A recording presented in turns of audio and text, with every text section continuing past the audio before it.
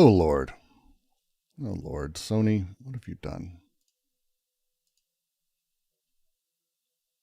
There we go. Much better. Hello, everyone, on this lovely Saturday. My beard is all messy today. It's the weekend. I don't really give a shit. That's how it works. That's how it tends to go. So welcome to the first of our part 2 series, I guess. We've been doing our Tuesday readings for a very long time. A couple weeks ago, thanks to scheduling conflicts, I moved to Saturday for a day. Turned out actually to get a decent reception. We had a lot of people who came in with questions and comments. A lot of people have more freedom on the weekends.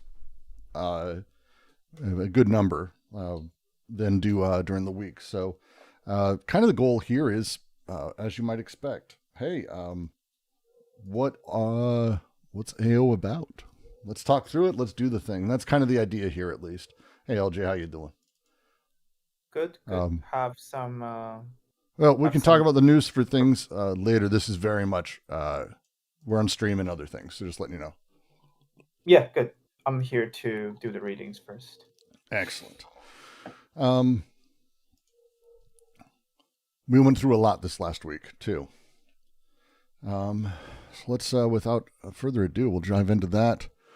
As always, the goal for this is fairly simple. We're just going to be kind of lightly going through this, discussing more or less interpretations, the way we might read it, what we can get out of it, and make our way that direction for the most part. Let's see.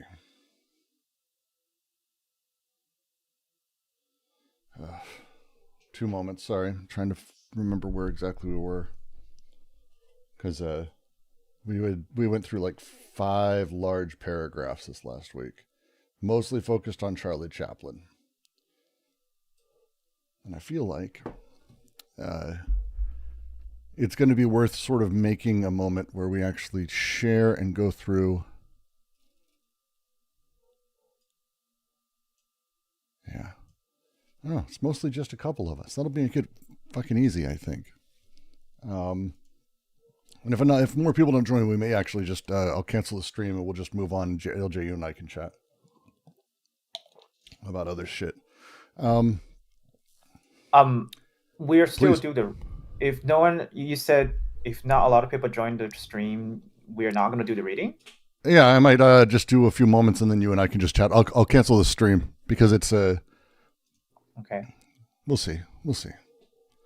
It's a light Saturday. Is one of those things that last time around we had a lot of people join. It was great, and we got a lot of feedback. And we got a lot of people asking questions, and it was good to help people through stuff.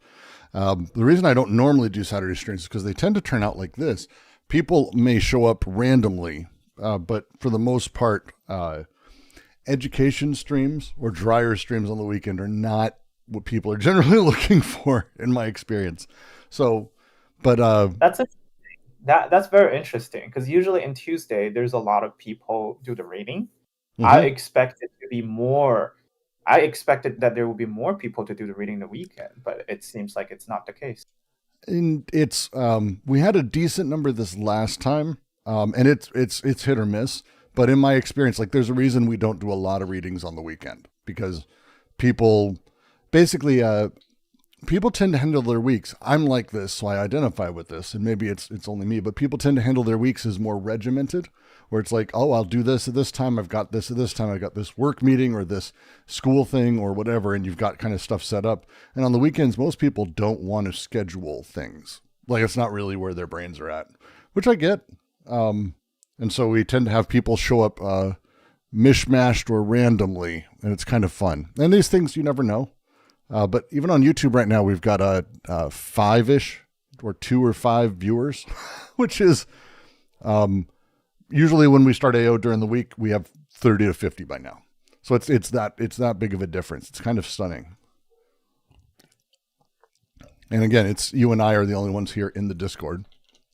So, but I digress.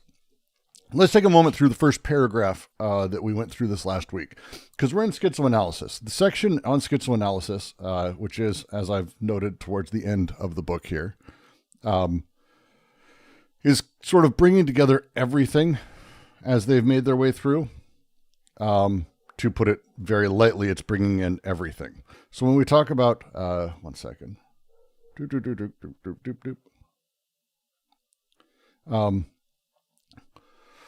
When we're bringing through everything, talking about the nature of desiring machines, social machines, how they're kind of the same thing. They're not exactly the same thing. They're different regimes of the same interaction, but they're at different levels and they do different things. They're different magnitudes. They use the terms molar and molecular.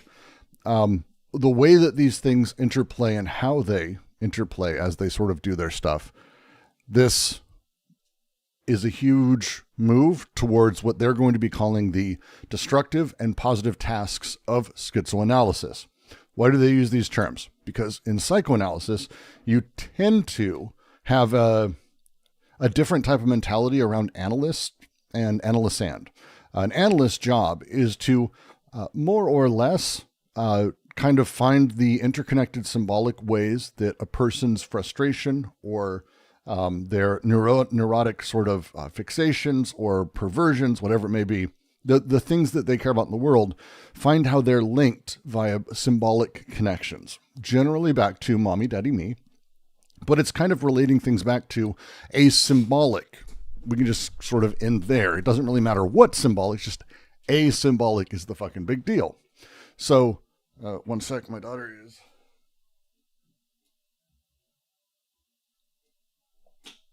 I have to help her do a thing or she's going to hurt herself. I'll be right back, I promise.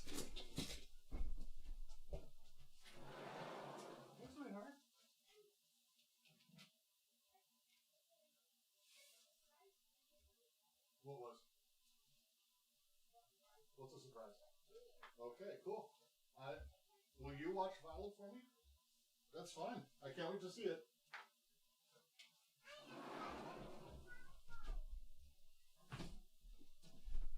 Good Lord. We had this moment the other day. My daughter, who's 3, and my son's 7. My son is overactive, you can say. So he's always climbing everything. He's always doing everything. But he's been that way since he was little. She's not that way. She's not that thing. But now she's starting to be because she wants to be like her older brother. And I was on the back porch, and she was climbing on these rocks. And I was like, hey, sweetheart, can you get down? All I could think of is the Will Ferrell sketch, Get Down from the Shed. And I was being the dad. It was just such a weird... But she's doing things that are hilariously stupid now. It's great. It's really fun. And she's very, very silly. As I was saying, they counter this idea in psychoanalysis by sort of destroying the idea of symbolic connections, by saying it's not so much the symbolic that is the big deal.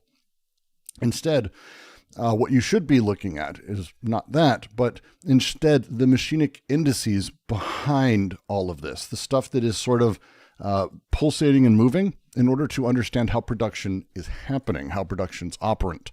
And with that, the first task, and they demand to do it quickly, and they're going through it here, is to find the machinery or destroy the symbolic elements, eliminate the attachment to those in order to get behind them. Then they've got the positive tasks that follow this. We're not quite there yet. We're only in this chapter right now. And they use Charlie Chaplin as an example of this. So like when you say, well, what do you mean by machinic indices?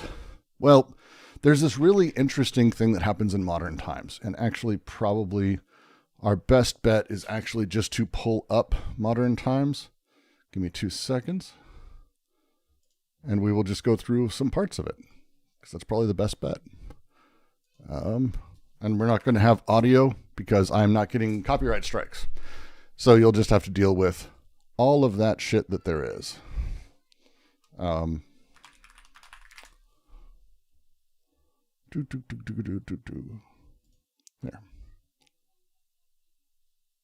Pop you down here. Nope, audio's got to go away. I've actually gotten I've had to undo multiple copyright strikes for specifically modern times. I've gotten dinged for it more than a few times. It's very frustrating.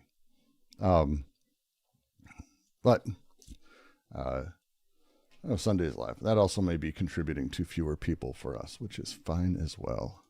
Who needs them? All right.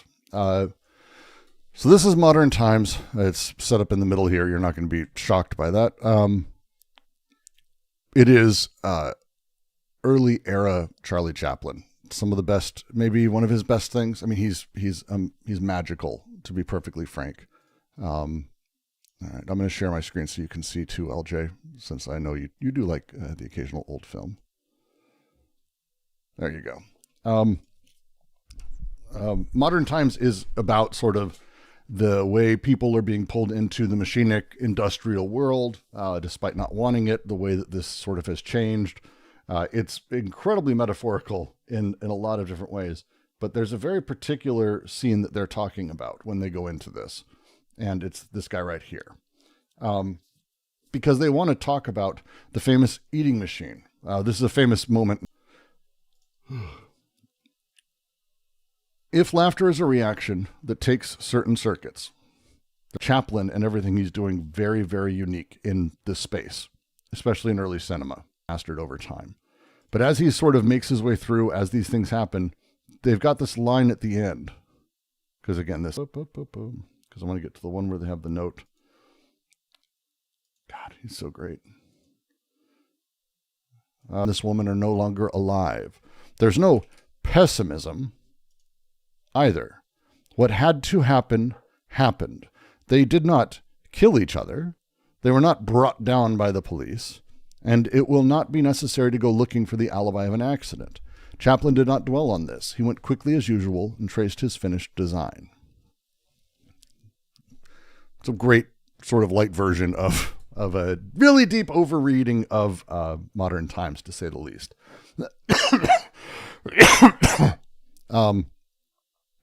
What makes, I think, this stand out as a film to them, and this as a thing, is because when we talk about the destructive task of schizoanalysis, which is not the positive again, the whole point is that we have to proceed quickly. We have to proceed as fast as possible, but only with great patience, which sounds broken when you talk about it, because it has to be done with great care, successively undoing representative territorialities and reterritorializations through which a subject passes in his individual history. The nature of this task is what Chaplin's doing in the film to you as a viewer, slowly breaking down the representative expectations, the symbolic connections, the way that you're making all of these things larger or into cohesive pieces that you've brought with you. Instead, slowly having those broken apart until you're wholly unaware of this symbolically, and instead simply one with the film and its machinery. And you have no choice but reacting directly to that machinery, allowing your desire to sort of intercede and interflow as if it was part of the film itself, which it really is. The destructive task is this. This is what Chaplin does here. You have to be smart, you have to be quick, but you have to be patient, because there are several layers. This is not just a symbolic layer and we're through. There are several planes of resistance that come from within or are imposed from without. This is the destructive task as they sort of are talking about it and as they're going through it. So when they start saying schizophrenia as a process, deterritorialization as a process is inseparable from the stases that interrupt it, or aggravate it, or make it turn in circles and reterritorialize it into neurosis, perversion, and psychosis. This is an important sentence. Often when people talk about Anti-Oedipus and they talk about Deleuze and Guattari, they are talking about schizophrenia as if it was a clearly unique, special thing. They talk about the schiz, or the process of the schiz, as if it was, hey, it's so obvious what that is, because it's that thing that freely connects. No, it's tough, because it's not, again, if deterritorialization and reterritorialization go together, which they have explained how they go together many, many times, is it possible for us to talk about schizophrenia as an idealized process, as the schiz, as its own thing that's clearly identifiable, as if it was itself some sort of platonic ideal? Maybe not. because that's what they're saying here, that this process, the deterritorialization of things, the schizophrenia, the schiz as a process, is inseparable from the stases that interrupt it. When the three syntheses happen, and the three syntheses are always going, it's not like they go one step, all right, cool, two step, and then a third step. Oh, no, they're smashed together. This is the nature of the syntheses. This is the Kantian thing that he's extracting from Kant in Difference and Repetition, and here is that these things they're individual, but they're connected. They're overlapping. They're not really individual is kind of the point. So when the process is happening, when we have our connection, our disjunction, and our conjunction, there isn't really a clean cut or a clean break. These layers are ensconced within the things that very much repress desire itself. You can't tell the difference. You can't extract one from the other. This is a cancer inside of the body. You can't simply go, oh, that's the cancer. You have to do a lot more work than that. You have to pray you get all of it. It takes time. It takes smart amounts of sort of work and ways to sort of bring them apart. The setup that makes desire fucked, that completely breaks the process, that interrupts it, aggravates it, makes it turn in circles, reterritorializes it into neuroses, into perversion, into psychosis, is not something that is identifiable as like a clean own platonic ideal. It's to a point where the process cannot extricate itself. It cannot continue on and reach fulfillment, except insofar as it is capable of creating a new land. Think about it. When we're creating symbolic spaces, and again, the symbolic is part of the process that we do generate. We're building this. We're making sense of things. As sense is made, as that process is being broken and fucked with, okay? And it's not able to make itself clearly back to the space. Hey, Brooks, you're a white guy. Yeah, I'm a white guy. Great. That's fun. That's a easy way to go straight back to those spaces. I get to stay in that sort of symbolic continual spot. But when you start breaking down, what does that mean? Because I don't really give a fuck about being a white guy. Feel free to pick a thing. I have nail polish. So is the guy thing there? How does your symbolic order? I love my fucking nail polish. How does that work? How do you integrate that into your setup? Well, you do it in one of a couple ways. The first is you dismiss it as its own thing, and you presume that your thing that you've got, your symbolic, is set up, and you dismiss me as a deviant.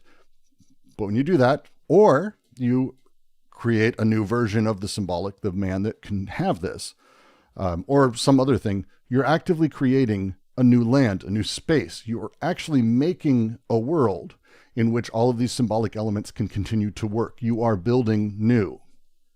You're actually building new. And this really weird thing is happening because these lands that you've created, and you've created them consistently your entire life. This is just one example. You can pick anything in your life. Have fun. You must go back by way of old lands.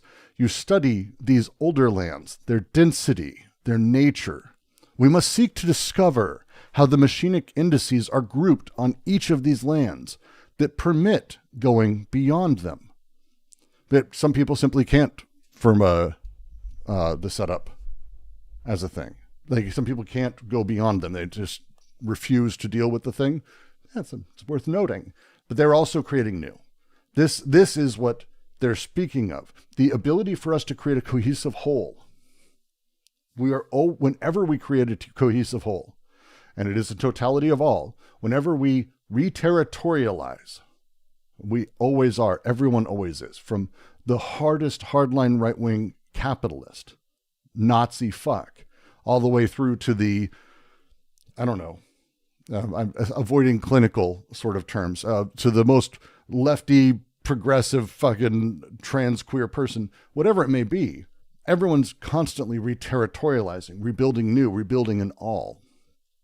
And there's this really strange thing when we do that, because it's not alone. It's a land built on other lands, deterritorialized, reterritorialized, over and over and over, and going back through those lands, finding their machinic indices, finding the moments of break, finding where those machines enabled a line of flight to force them to create a new land, that brought to birth that new thing. Oedipal familial lands of neurosis, artificial lands of perversion, clinical lands of psychosis. They talk about this. This is how Deleuze talks about In Search of Lost Time and Proust. If you've never read it, In Search of Lost Time is a fucking stunning set of books. I actually took mine upstairs, so I have a really gorgeous double set that I'm really proud of. But the setup is actually really weird.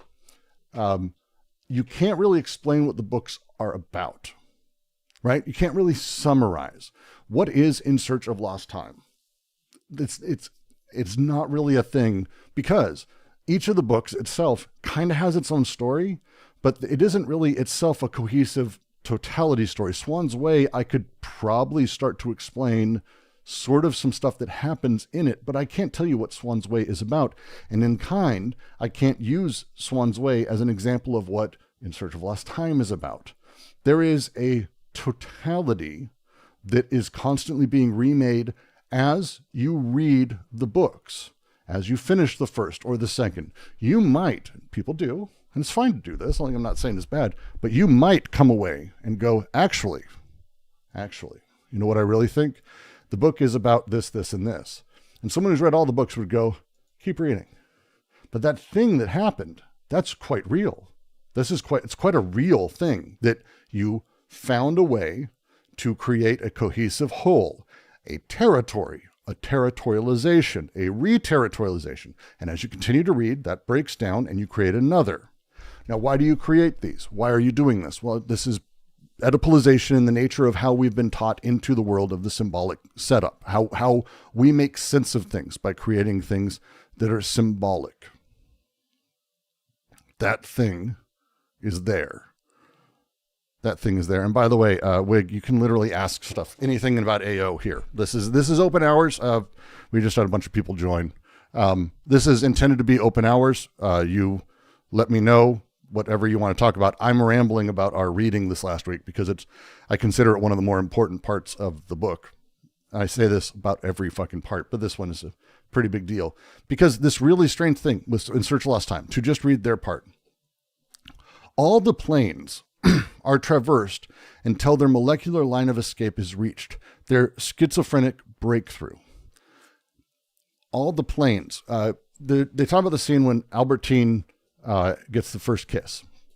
And the paragraph of that first kiss, or really leading up to it, when they say traverses planes, what they're talking about is the way that sort of everything is broken and the meaning of it, the grand scale of it, the sexuality of it, the human sex version, all the way to what it means personally, to who else their friends are, to blah, blah, blah, blah, blah, all the way down until you're at the point where like the texture of the light hairs on the side of the cheek are touching the skin of Albertine, and the immediate total sensation of that.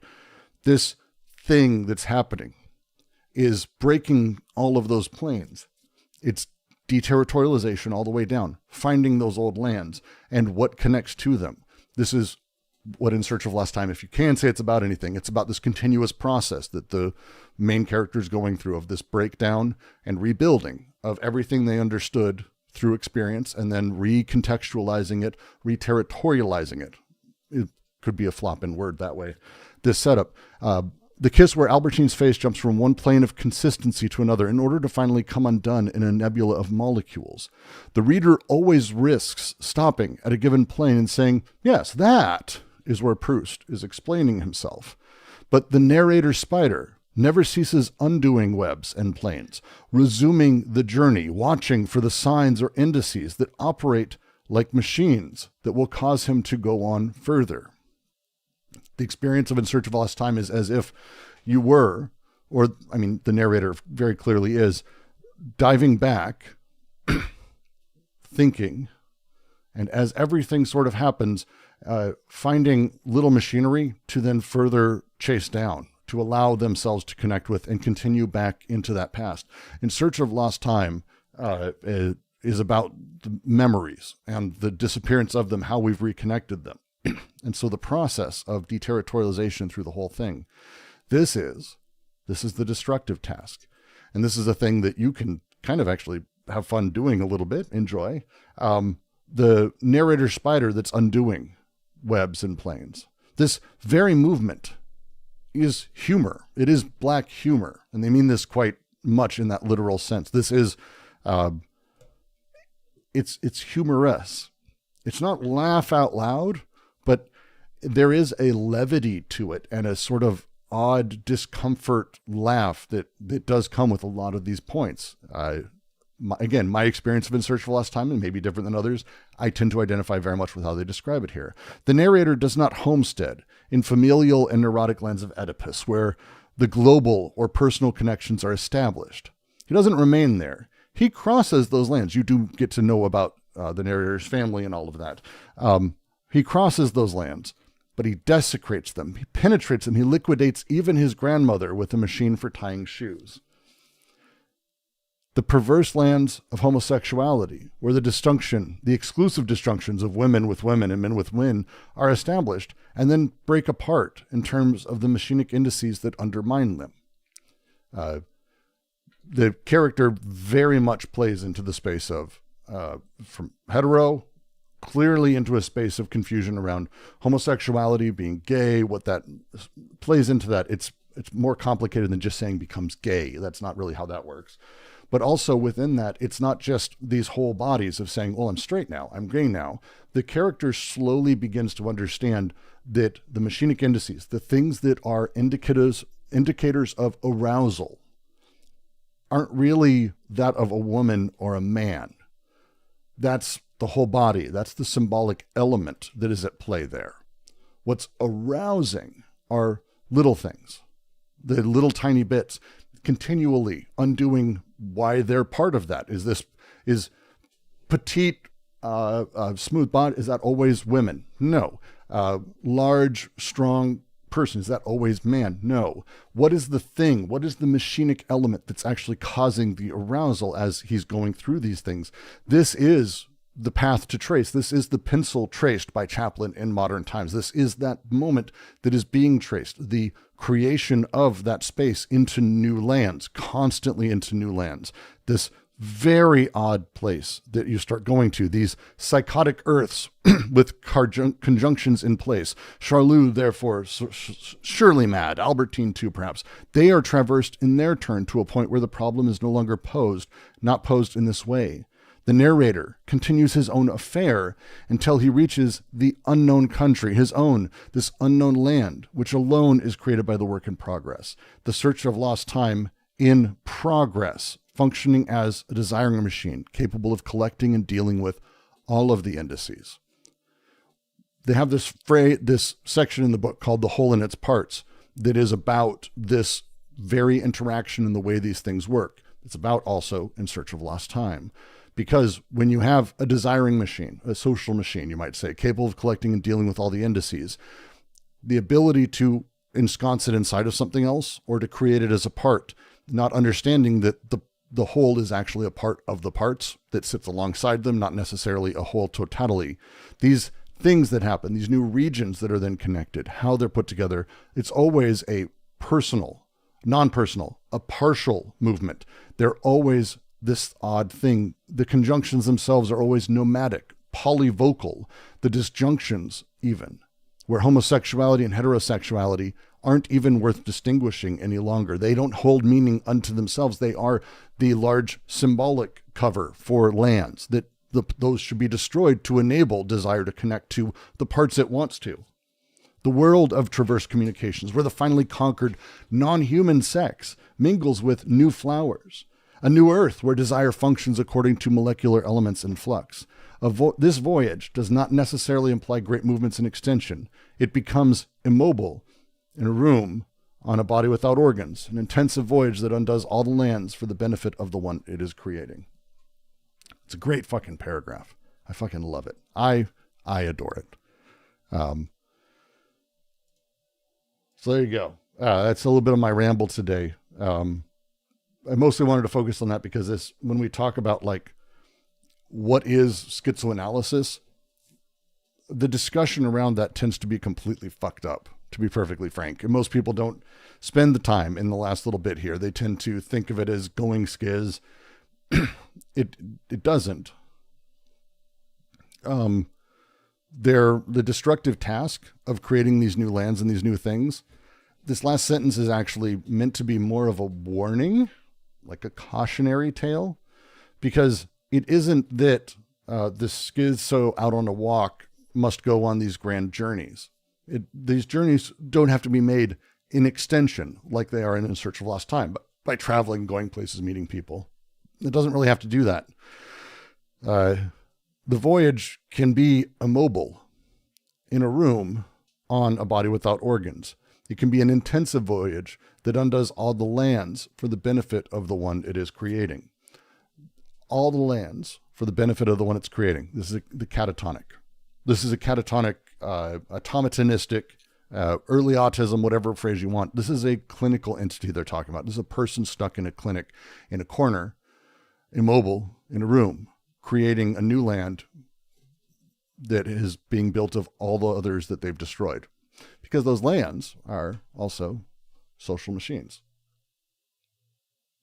So there isn't really a going too far, but it's being aware of this part of the process, because there's positive tasks that have to go with it. It's important, actually, very important that the positive tasks go with it. So don't stop here. Don't stop your reading here. Just like you could stop at any point in Search of Lost Time and go, oh, I'm good. This is what Proust was getting at. Oh, I'm good. This is what D&G were getting at. You can do that at any point. You'd be wrong to, but you can do that at any point. You can do that at any point. That's for sure. You can do that at any point. All right. I've got a couple of questions in the YouTuber chat that are a little bit more complicated, Sue. You want to ask why Hume is done dirty later on? How is... Oh, in AO, Hume's not named. Deleuze does kind of a lot of people dirty. Like, to be very fair, when it comes to, like, I have empathy for it in a sense. The amount of things that Deleuze is referencing and what he's working through, there are books here from mathematics that he could reference, and he does inside of other talks or inside of speeches he gives or lectures. He could go for, like, the bibliography for this book could be almost as long as the book itself. And that's not really his jam. It's frustrating as that is. At the same time, for Guattari, a lot of his shit also kind of comes from a lot of different places that he sort of doesn't reference. And so as much as Hume is done dirty, I would argue at this point, I've spent enough time with Simondon and Rière to be like, Hume got done dirty, but at least he wrote a book on Hume. So you know he's in the mix. Rière and Simondon they got fucked, like, big time. Most of the stuff in AO, I think you could argue, comes from a lot of Rière's work and significantly from Simondon. Like, some of their big movements, their big plays, they're lifting, I don't want to say directly because it sounds like stealing, kind of is.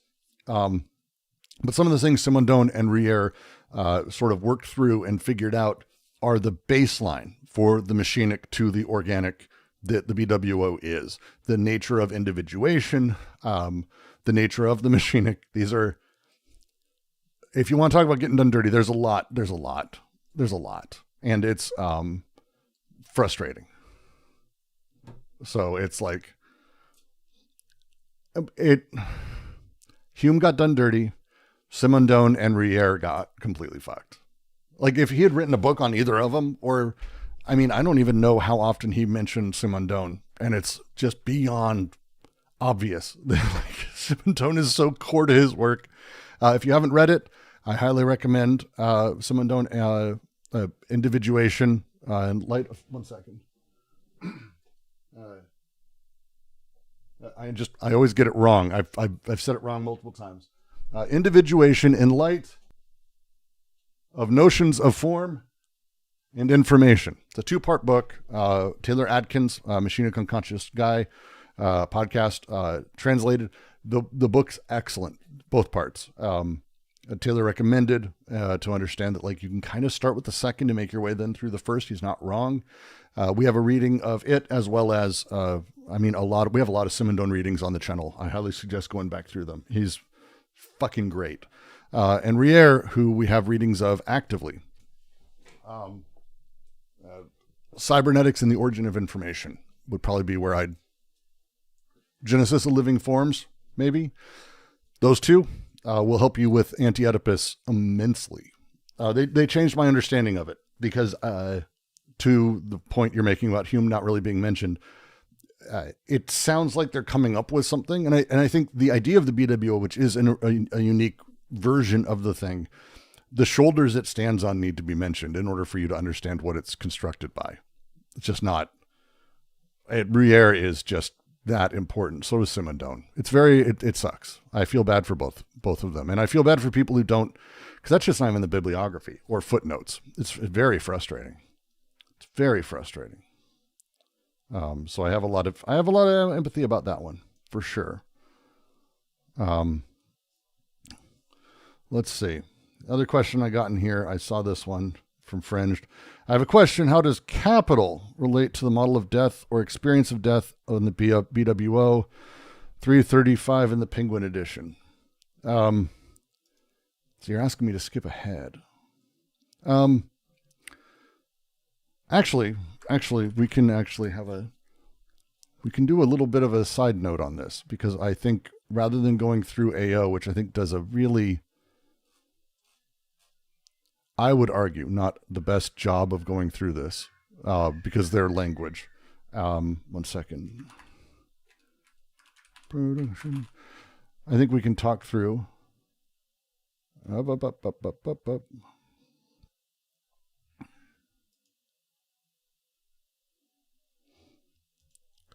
We can actually talk through a different one.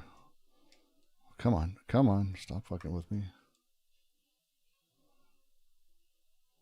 We're gonna read some Holland for a moment. I think that would probably be the better bet. 1 second. No, we go back there. Boop, and then we pop this over to a different window. There. Let me see if I can adjust the size of this, and I'll reshare to Discord as well. 2 seconds, everyone. Because Holland has a really great sort of grasp of the death instinct and how anti-production and capital work together, which is effectively, I think, what you're getting at with the question. Let me know if it's not, because that's kind of that would be an issue if I'm wrong on what you're trying to get at. But I think it would give us a nice place to sort of play with, at least to start from. So let's make sure I share into the Discord, change stream to other window. Boom. All right. So let's read a little bit of the Holland take. Anti-production plays a central role in organizing social production on the socius, just as it does with desiring production on the BWO. And by the way, this is the big difference between BWO and socius. These are not the same thing. The BWO and the socius are not both bodies without organs. There's not like, I saw a weird one the other day where someone was like, what's the body without organs of sex? Someone asked on our Deleuze. Stop that. Like, that's not the thing. That's not the thing. That's a thing. BWO is particular. Daniel Smith out of Purdue has a phenomenal essay on what the BWO is and how it comes about and where it's formed and where it's like how they got it from. Again, with the notes of Simondon, Rier, and a handful of other things. Please read that. I highly recommend it. But to continue. Indeed, like the term desiring machines, the concept of anti-production provides for schizoanalysis a crucial link between the realms of desiring production and social production. As we saw, anti-production on the body without organs designated what Freud and Lacan called primal repression, refoulement originaire. This is the advent of a process of recording in the human psyche involving repetition, memory, representation, the formation of the unconscious, the way that we experience things, and how desiring production, the senses of everything that we are, this massive shit that's constantly sensing everything, all of those little effective little senses, they're overlapping. They're continuous. There's a ton of them. We are thinking of ourselves right now. You are considering yourself as an organism. But prior to this, prior to you understanding that moment or understanding this one thing, you are a gigantic ball of sensory apparatuses. And those sensory apparatuses are firing off and recording effectively, sensing. And you don't record immediately. That's not really the setup, but it's just there's so many and they overlap, and some become stronger than others. Some happen more than others. And over time, slowly, these sensations become something, and there's something that exists and continues on as more and more of them happen, and as they repeat themselves over and over. This puts us in a really odd place. This is what they're talking about, involving repetition, involving memory, representation, and this formation of your unconscious self. I will get specifically to that quote, Fringed. I will get directly to that quote. The advent of a process of recording the human psyche, blah, blah, blah, blah, blah. In the realm of desiring production, considered in and of itself, considered abstractly, the recording process is ambivalent. The forces of anti-production free desiring production from strict instinctual determination by suspending organ-machine connections, but they also make it susceptible to capture in systems of representation, which is what Chapter 2 is about in this book. This is the capturing of things in representation is basically what Chapter 2 and 3 of Anti-Oedipus are about. But yeah, we can now add this. It's a consideration of the relations of social production and anti-production that enables us to evaluate the results of the recording process, inasmuch as these relations generate the systems of representation that capture and tie desire to the socius in the institution of social organization. For such systems can either contravene or confirm the dynamics of desiring production, and it is one of the distinctive traits of capitalist modes of anti-production and social production that it raises the ambivalence of the recording process to a maximum by sponsoring both decoding and recoding. This social sense of anti-production is derived in large part from Bataille's notion of expenditure. Actually, expenditure already possesses in Bataille himself both a psychological and anthropological dimension, but it is primarily the latter, the anthropological dimension, that concerns us here, for it provides a devastating Nietzschean critique of bourgeois political economy, utilitarian philosophy that crucially supplements that of Marx, blah, blah, blah, blah, blah. Bataille's insights are so important that had he not existed, schizoanalysis would have had to invent them. No society, Bataille insists, really organizes itself around the needs and production of use value to meet needs, as necessary as such production may be to all forms of social life. Rather, social organization is always based on the expenditure of excess. Productive activity derives its meaning and purpose from such expenditure, not the other way around. Ultimately, Bataille argues, the excess to be expended derives from the astronomical amount of heat and light energy our planet receives from the sun. Various life forms, various social forms, have different ways of embodying, appropriating, organizing, concentrating, and expending their part of the excess energy flux transiting the planet.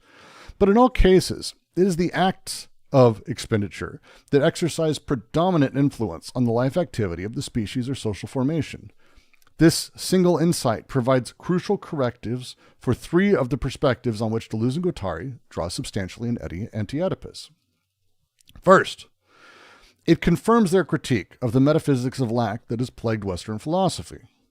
They start early with this line: desire does not lack anything, for the objective being of desire is the real in and of itself. Blah, blah, blah, blah. It's not relevant to your thing. I'm making sure we're going in order. Desire is not based on lack, nor does it derive from needs. It's instead socially organized anti-production that superimposes needs and lacks on productive desire. Without the application of this corrective to psychoanalysis, as Deleuze and Guattari put it, all resignations are justified in advance. The point of comparing various modes of social production is to understand the conditions under which, and in the different ways in which, anti-production introjects needs and or lacks into desiring production. So where the regimes are the closest, the identity in nature is contrary to its minimum. We'll get there. Second, the schizoanalytic concept of anti-production introduces the issue of power into what Marx referred to as the dialectic of forces and relations of production. For Marx, the forces of production are always primary. Even if the relations of production determine the form productions must take in a given society, all social activity not related to production in the Marxist framework tends to be relegated to the rather amorphous sphere of reproduction. For schizoanalysis, the forces of production remain important and maintain their own autonomous dynamics as the locus and expression of desire, but they are given form and purpose by relations of anti-production. It is these relations of anti-production that organize the social expenditure of surplus in ways that either inhibit or foster the institution of power relations of various kinds. To the familiar Marxist dualisms, schizoanalysis adds extra terms. The dialectic of forces and relations of productions becomes the interplay of forces and relations of production and forces and relations of anti-production. The alternative between the sphere of production and the sphere of reproduction broadens to increase and include the sphere of anti-production.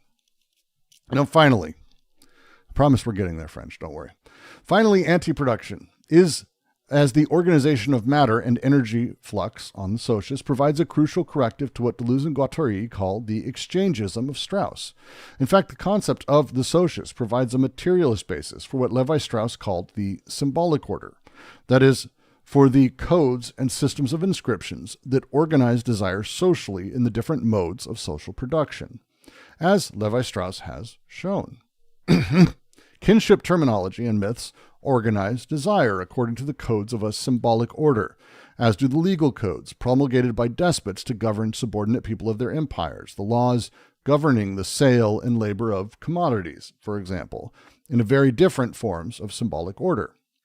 Social coding on the socius organizes bodies, practices, and objects, as well as symbols and words, as it does for Levi-Strauss. But for the founder of structuralism, social organization is ultimately everywhere the same, always amounts to a system of exchange, whether women, words, stories, prestige objects, ordinary goods. For Deleuze and Guattari, by contrast, I'm reading from Holland's Guide on Anti-Oedipus. For Deleuze and Guattari, by contrast, Chapter 3 of Anti-Oedipus is meant to show social organization is not everywhere the same.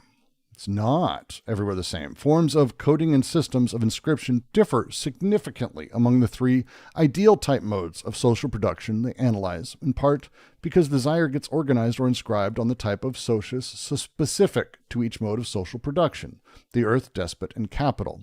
And even more importantly, symbolic order everywhere is ultimately based not on exchange, but on debt, which itself takes diverse forms in the different modes of social production. As we shall see, in line with the arguments subordinating identity to difference and different DNR, blah, blah, blah, blah, blah.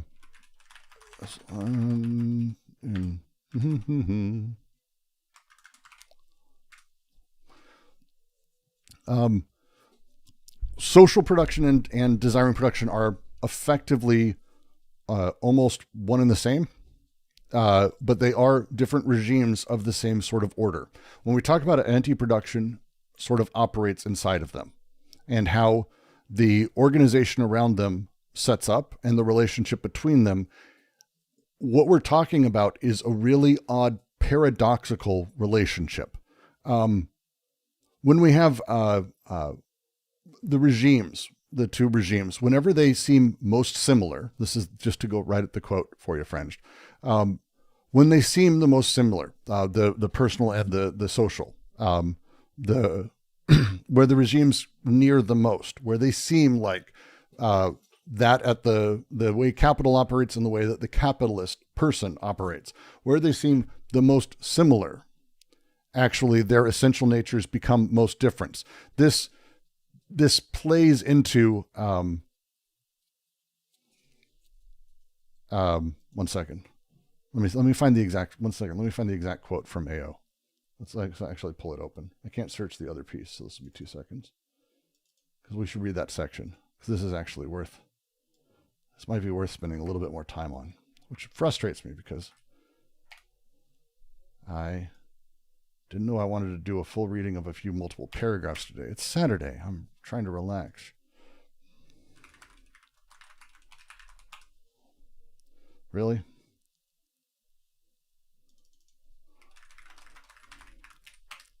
There it is. There it is. All right. Single page. And get rid of the search.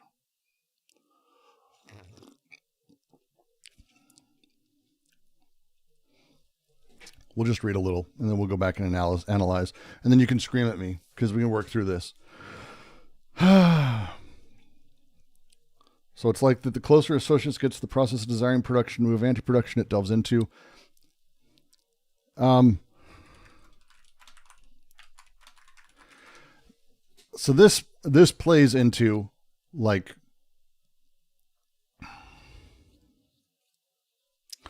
we're going to read a little bit, and then we're going to dive a little bit in, because it's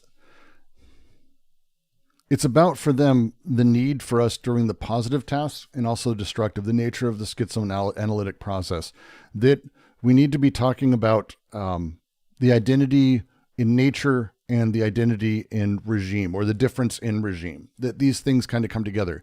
As I said, the weird Marxist thing that they're doing, it's not the dialectic tossed out, it's separating it, even maybe breaking it apart further. That's what Holland was kind of going through there. The need for us to sort of further shatter that it's actually breaking these things up. It's I literally just finished reading it, and now my brain can't get back to it.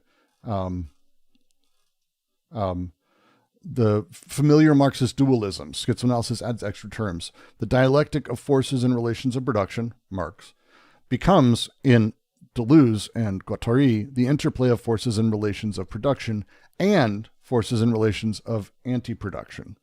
It's this extra little thing that they're adding in, because it's about this paradoxical sort of relationship that plays between these things. Because we'll read the paragraph, and it I think becomes more clear. It tends to help also to sort of get through that. The answer is the death instinct. I'm not saying what it's an answer to, because that's not what we're discussing. If we call instinct in general the conditions of life that are historically and socially determined by the relations of production and anti-production in a system, we know that molar social production and molecular desiring production must be evaluated both from the viewpoint of their identity in nature and from the viewpoint of their difference in regime. But it could be that these two aspects, nature and regime, are in a sense potential and are actualized only in inverse proportions. Wonderful. This is just like all the most complicated concepts they have, which means that where the regimes are the closest, the identity in nature is on the contrary at its minimum. And where the identity in nature appears to be at its maximum, the regimes differ to the highest degree. Which means that where the regimes are the closest, the identity in nature is on the contrary at a minimum. Where the identity in nature appears to be in maximum, and the regimes differ to the highest degree. If we examine the primitive or barbarian constellations, the primitive or barbarian constellations are the despotic or the prehistorical socius, Earth, or the despot. We see that the subjective essence of desire as production is referred to large objectities, to the territorial or the despotic body, which acts as a natural or divine precondition that thus ensures the coding or overcoding of the flux of desire by introducing them into systems of representation than themselves. Okay, I'm going to say that beginning again. If we examine the primitive or barbarian constellations, we see that the subjective essence of desire as production is referred to large objectities, the earth or the despot, to the territorial or despotic body, which act as natural or divine preconditions that ensure the coding or overcoding of the flux of desire. I'm not going to say the rest of that because that's just them continuing on the stuff. Hence, it can be said that the identity in nature between the two productions is completely hidden there, as much as by the difference between the objective socius and the subjective full body of desiring production.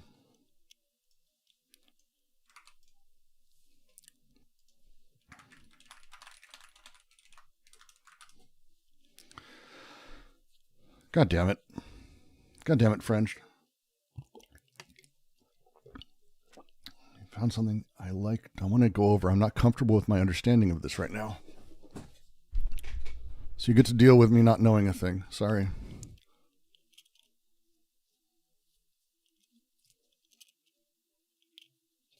I'm not as comfortable as I want to be with saying I'm confident in what I know about this.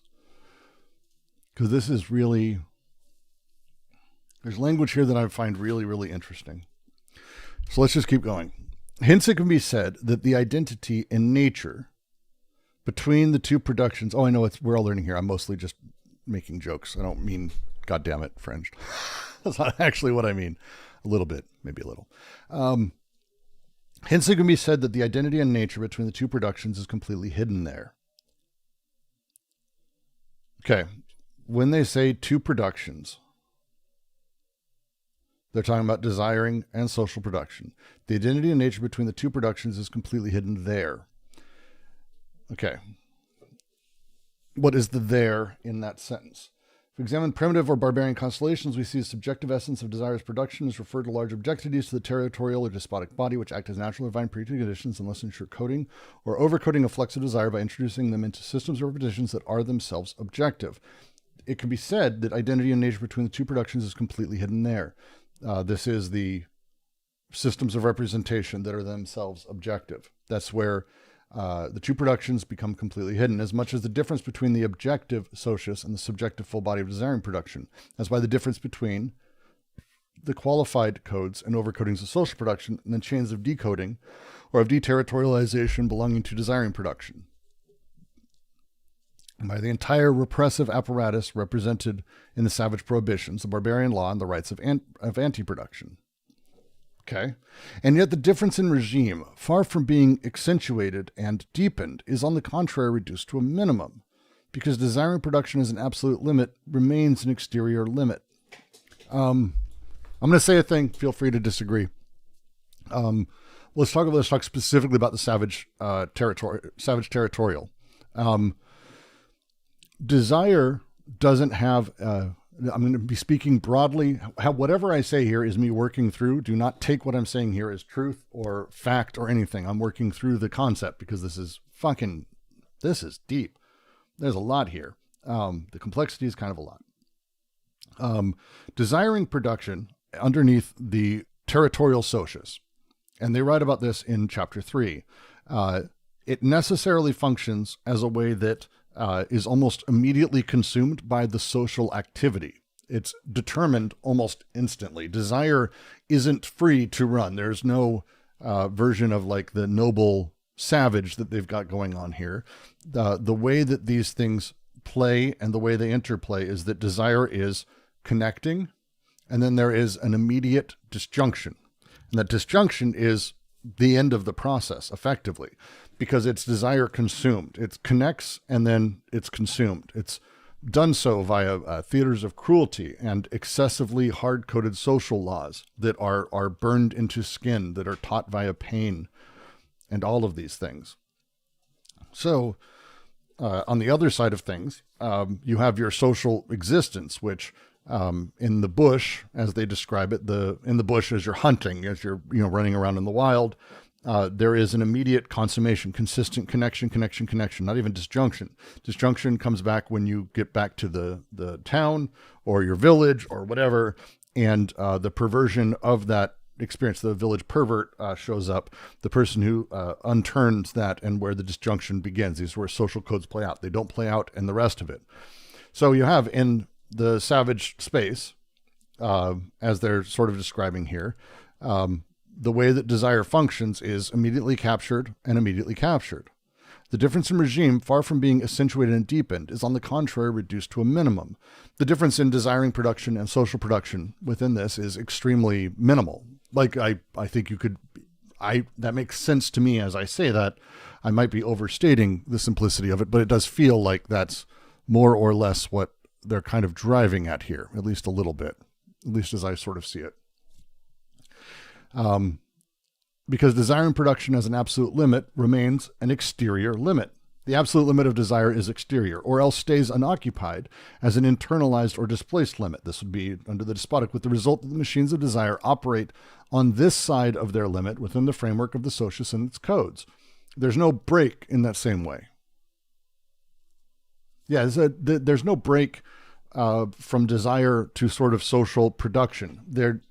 Desire itself, the connective, germinative, like productive desire, doesn't have the same break that it does under capital. Very different in capital, and maybe.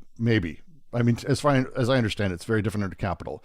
They say that is why the primitive codes and even the despotic overcodings testify to a polyvocity that functionally draws them nearer to a chain of coding of desire.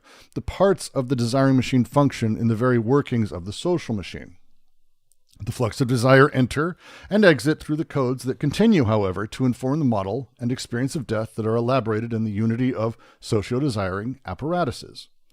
And it is even less of a question of the death instinct to the extent that the model and experience are better coded in a circuit that never stops grafting desiring machines onto social machines in the desiring machines.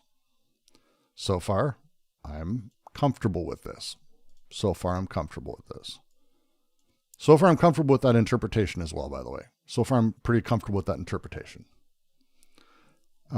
Death comes all the more from without as it is coded from within. This is especially true of a system of cruelty where death is inscribed in the primitive mechanism of surplus value, as well as in the movement of the finite blocks of debt. But even in a system of despotic terror where debt becomes infinite, where death experiences an elevation that tends to make of it a latent instinct, there nonetheless subsists some model in the overcoding law and experience for the overcoded subjects at the same time as anti-production remains separate from the share of owning the overlord. Okay. I feel like we're getting somewhere. I feel like I'm getting somewhere, maybe. So the two systems, we're going to talk about the two regimes here. We're talking about two regimes, and we're not talking about capital. The next paragraph does start with things are very different in capitalism. So I wasn't just talking out my ass when I said that. Things are very different in capitalism. So we're specifically talking about the two other social regimes as they sort of discuss it, okay?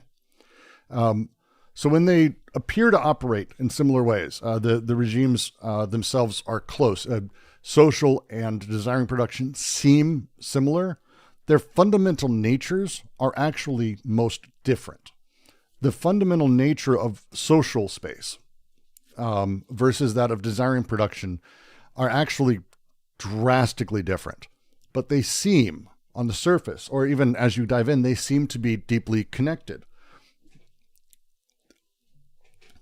I'm going to ramble for a second. This feels like what they're about to do, that when we're talking about the shift in how we see these two, this is their universal history of chapter 3, comes from a very particular place.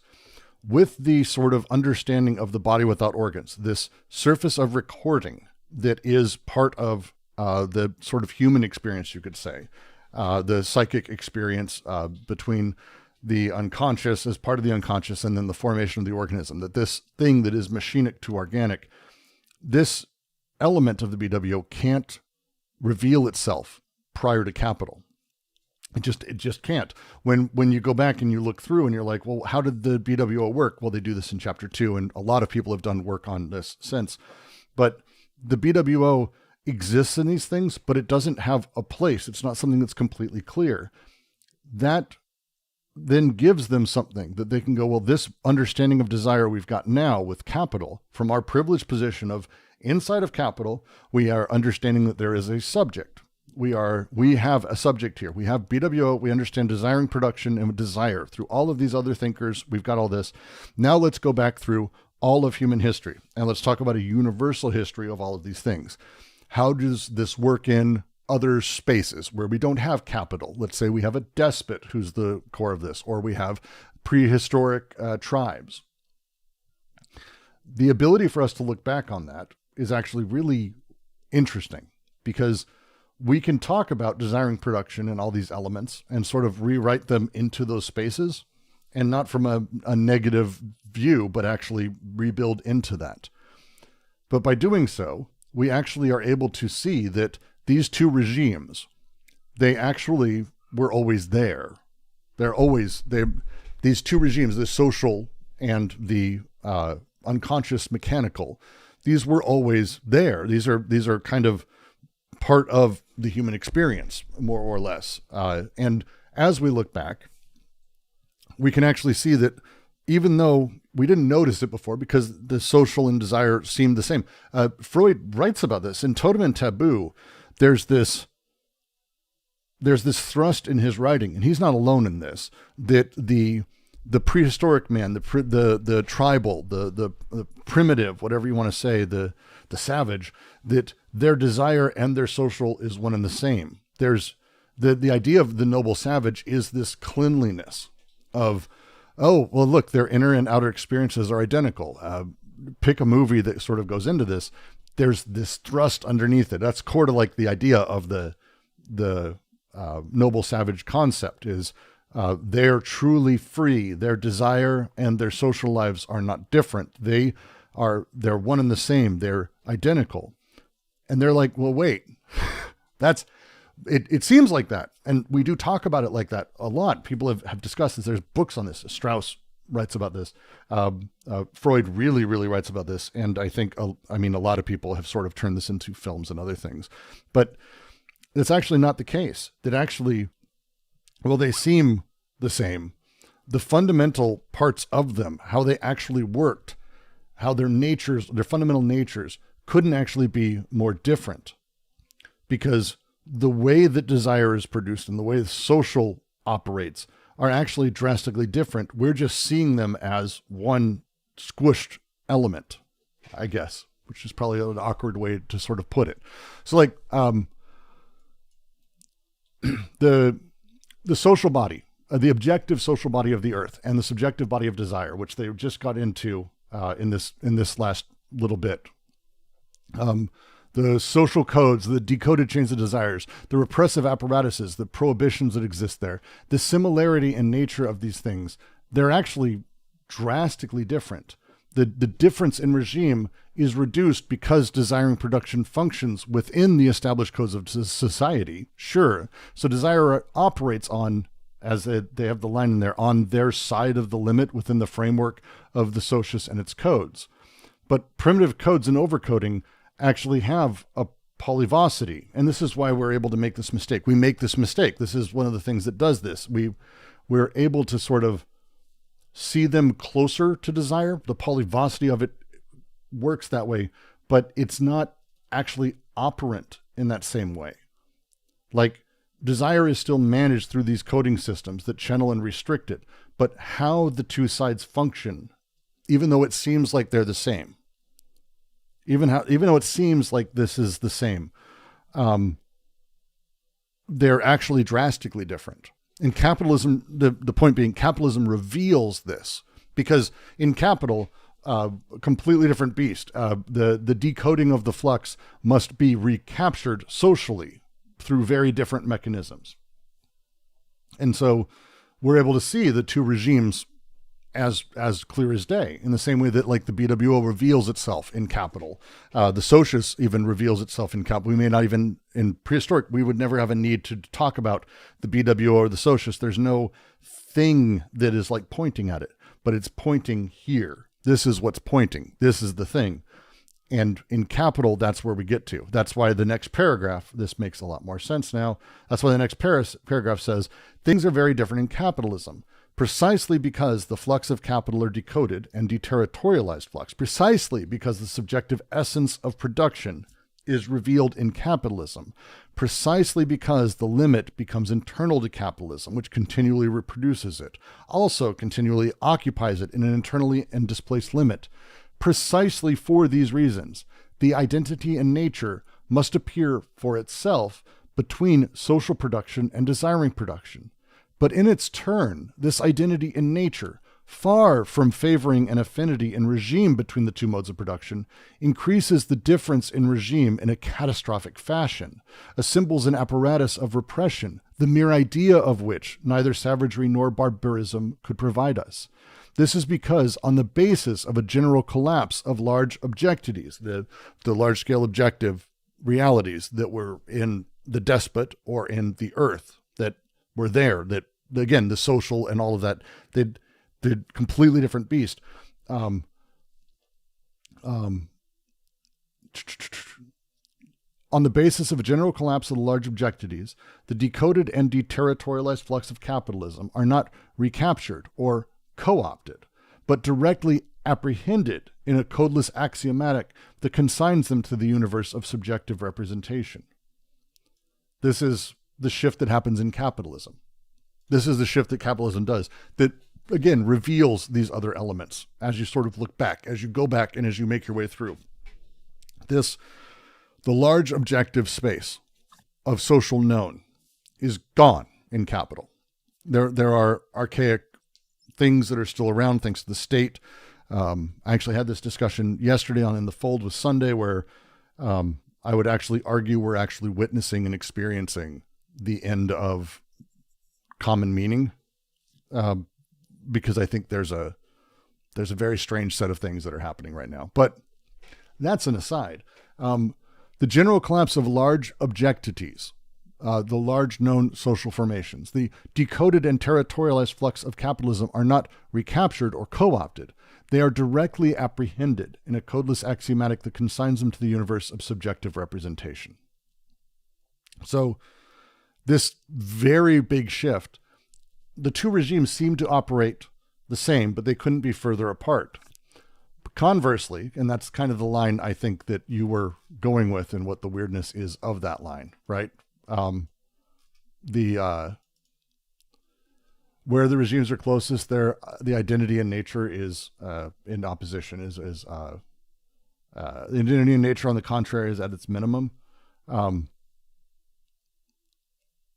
It's a really fascinating concept to go through. This universe has as its function the splitting of subjective essence, identity and nature, into two functions: that of abstract labor, alienated in private property that reproduces the ever wider interior limits, and that of abstract desire, alienated in a privatized family that displaces the ever narrower internalized limits.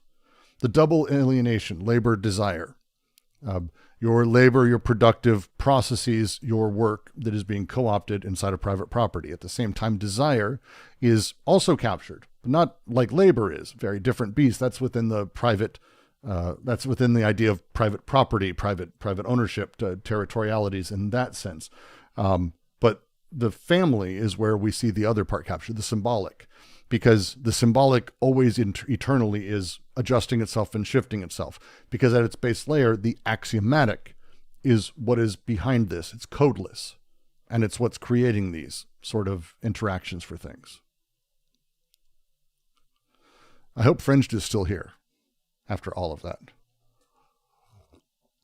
Rudd writes, this is the original sin of socio-scientific observers. Let's pull over a different screen. Doesn't this suffer from objectifying or reducing the primitive? The USA has the issue in form of this: what is a wilderness, what is primitive mankind, etc., by essentializing what primitive and barbarian. As we talk about it, we expose a fetishization of the primitive man.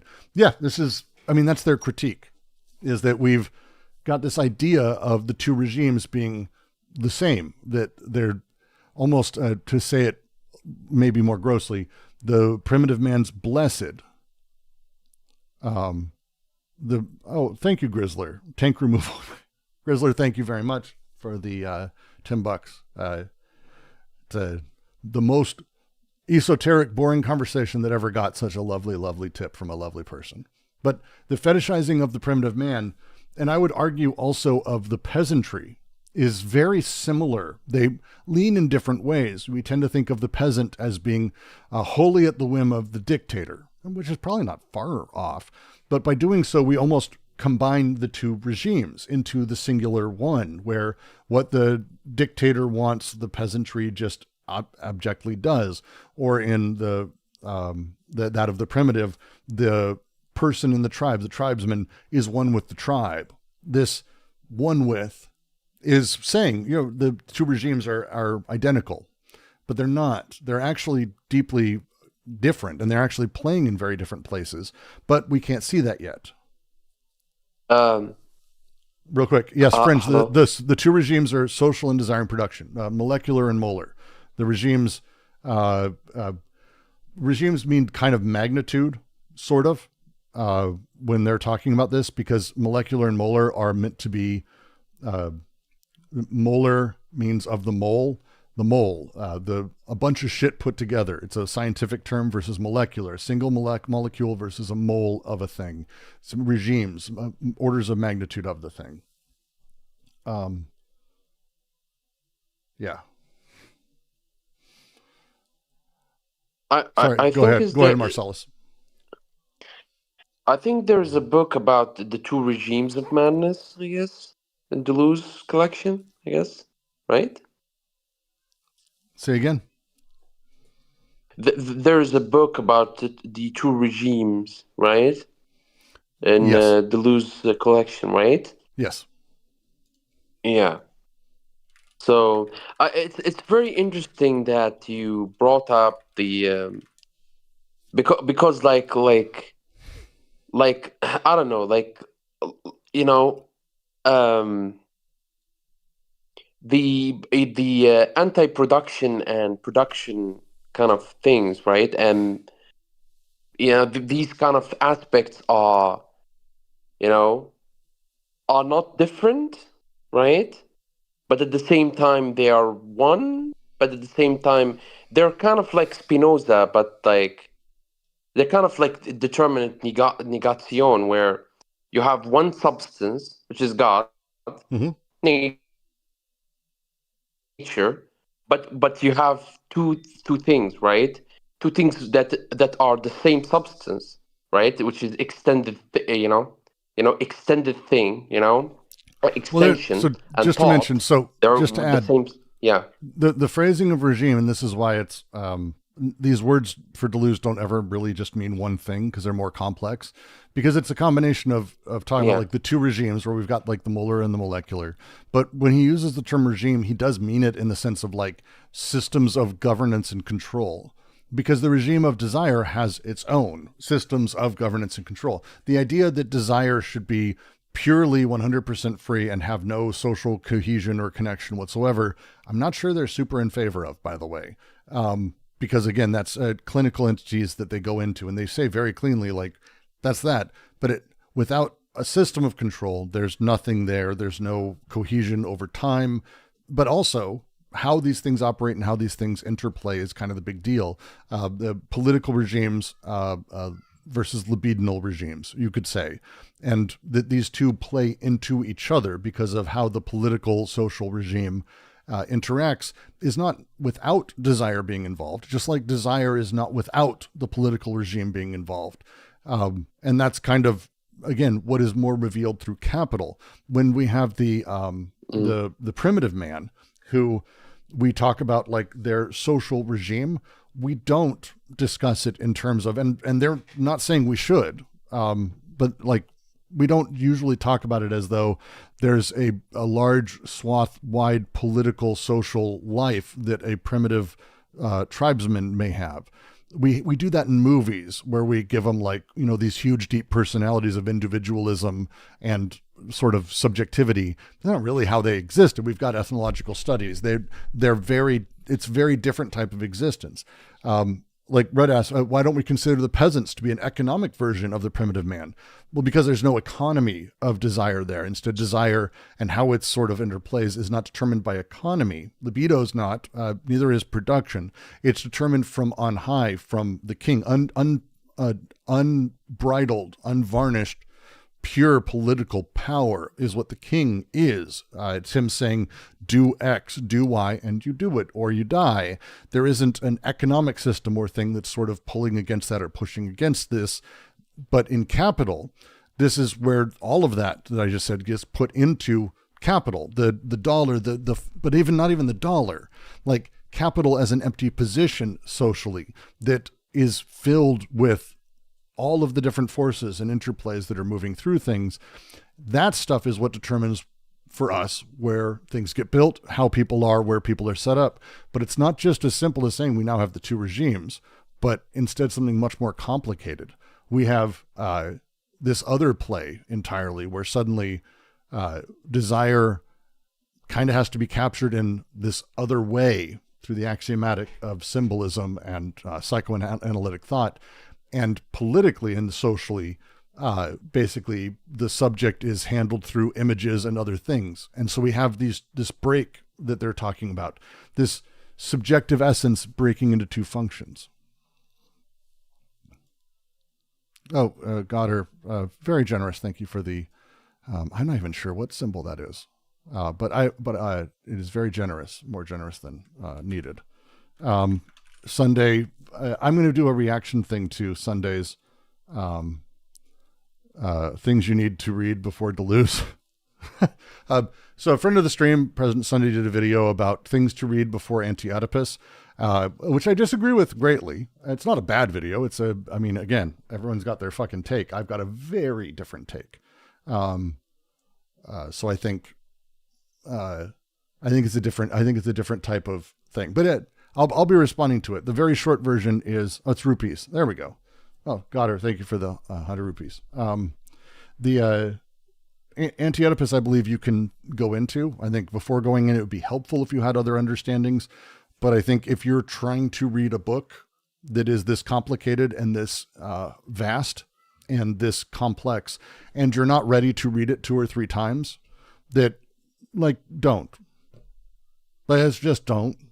This is not a book that's like a casual, I'm going to read it in a weekend and be done. This is Ulysses by James Joyce. This is not a thing you do on a lark. And so the idea, here's the 900 books to read before you read Anti-Oedipus, is sure. Also, you need to reread them after Anti-Oedipus. And also you have to read a whole bunch of psychoanalytic stuff. And also you need to read a whole bunch of Rouillère. You need to read a whole bunch of Simondon. And by the way, you're going to read Anti-Oedipus 3 or 4 times if you really want to read it. If you don't care that much, read one of the guides, read one of the secondary things, watch a few videos, and then go tell people you want to be schizophrenic, and it's much easier. That was sarcasm. But yeah, I'm going to be doing a response to it because I found that, yeah, everyone's got their take. So yeah. So yeah, Rudd, the reason we don't consider the peasant to be an economic version of primitive man is because there's no economics in despotism. We can talk about the economies of political cachet, but that's not how it worked back then or how they considered it back then. Again, this is us laying on top of it. Economics necessarily is a sort of meta-analysis framework. And that meta-analysis framework, it takes an understanding of the BWO's existence, to be frank. It takes an understanding of these regimes to even begin to have that conversation. And so that shift is a huge one, but it also gives us the tools to go back and talk about the economy of primitive man, which we can do, and people have done. Grial does this. It's economies of taboo, economies of myth and blacksmithing and how they intertwined. You can do these things. But again, from our position, because we are economically determined, almost particularly economically determined.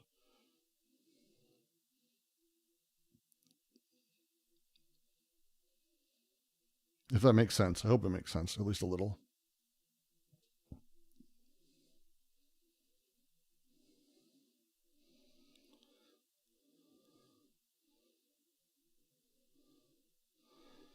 Ugh.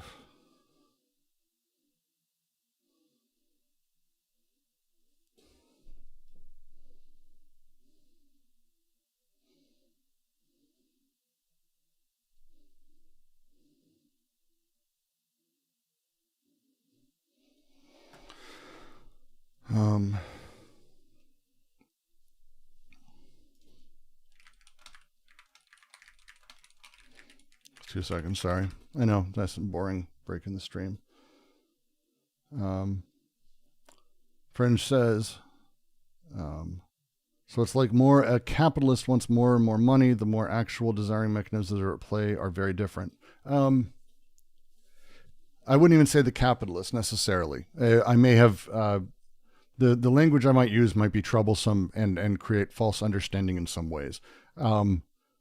The way capitalism functions for all of us, not just the capitalist, but for all of us, is we have an explicit difference in sort of how our internal repression happens versus social repressions. The two regimes work very differently. They work very differently. We have the symbolic in the family, which can create and utilize a kind of a large number of different methods in order to create those totalities which then enslave and entrap desire. The social order of capital at large scale doesn't, not do this, but it's not doing it explicitly. Capital doesn't care about your repression. Capital doesn't give a fuck about your oppression. Capital wants at least enough schizophrenia, or at least enough of the schiz, the breaks, the flux, free, that it's able to continually exceed and break its own limits. So again, the two regimes differ greatly in capital. And because of this, because we do live in a time where we're aware of this, you feel this. It doesn't feel like what's happening internally to you is the same thing as what's happening externally. This setup, we tend to look back at the primitive or the despotic times, peasantry, as being more, these two regimes being closer in operant, or maybe even overlapping, where the social and internal world of the primitive man seems to be identical, but it's not, because they work differently, and they work more differently at those levels. It's almost, again, paradoxical and completely fucky at that point.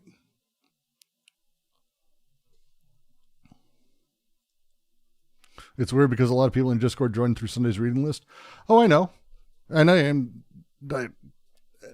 Sunday's list isn't bad. It's a phenomenal reading list of secondary text to have. It's, again, this critique is not the same thing as like anger or frustration. I mean, people need to get over this thing. I can disagree with Sunday. Sunday disagrees with me on a lot of things. We're humans. We're going to do that. It's not me saying he's bad at this at all. I have a very different opinion. My opinion comes from a different place. I've been doing this QC thing for now five plus years. Every single week doing readings, monitoring the Deleuze subreddit, watching how people come in and out of this world and what guides them there, and also where they come out the other side. And everyone is very unique, and every sort of version of this is different. For Sunday, it helped him a great deal to have an immense amount of background before he went into Anti-Oedipus. It probably worked better for him. I'm not going to say it didn't. But again, what is the question? Well, it's his guide for what? Well, it's his guide for himself and people like him. But how are you able to place yourself correctly against the contingencies in order to know whether that list is for you? Vice versa, if I were to say, here is the list you need before you go in, it's like, no, what I always say is the same thing. If you find something that attracts you and arouses you mentally, physically, whatever it is, go there and keep going there. And over time, ask people for help. Don't ever presume you know well, and you will find your way. That's it. Keep going, be curious, and keep charging ahead. That's like easily the best setup. And it's just the easiest way to do it. I want to read it, not get some of it, if not all of it, then the secondary stuff maybe. I always tell people, literally, if you want to read it, start. If you start getting confused or frustrated, stop. Don't force yourself through a miserable experience. This will eat you alive. This will tear into you, and it will become naturally sort of reflexive resentment on a book. Don't have resentment for a book. Be better than that. And step back and go, I didn't get this. And we exist. Literally, hey, I didn't get this. How can I learn more? Go through our server. You will find hundreds, if not thousands, or even tens of thousands of people who've asked that question and gotten answers from 3 or 4 people saying, try this, try this, try this, try this. And they do. And they tend not to come back. Or they comment saying, oh my God, thanks. This was great. Because they're off doing their thing. It's great. It works really nicely. And it's one of the reasons I kind of enjoy being in this weird sort of spot, to be perfectly frank, because it's a really amazing, the people that come through here are extraordinary, from professionals to fresh college kids to postdocs to we have professors in here. We've had people who literally studied under Deleuze sit with us in readings. We're a weird ass group. It's pretty great. It's pretty great. So to continue though, as we talked about, the break between the two regimes. Seems largest, but they're really, in capitalism, precisely because the flux of capital are decoded and deterritorialized flux, that the flux of capital are deterritorialized and decoded. They are purely the abstraction of the flux itself. If I have to explain to you, I can.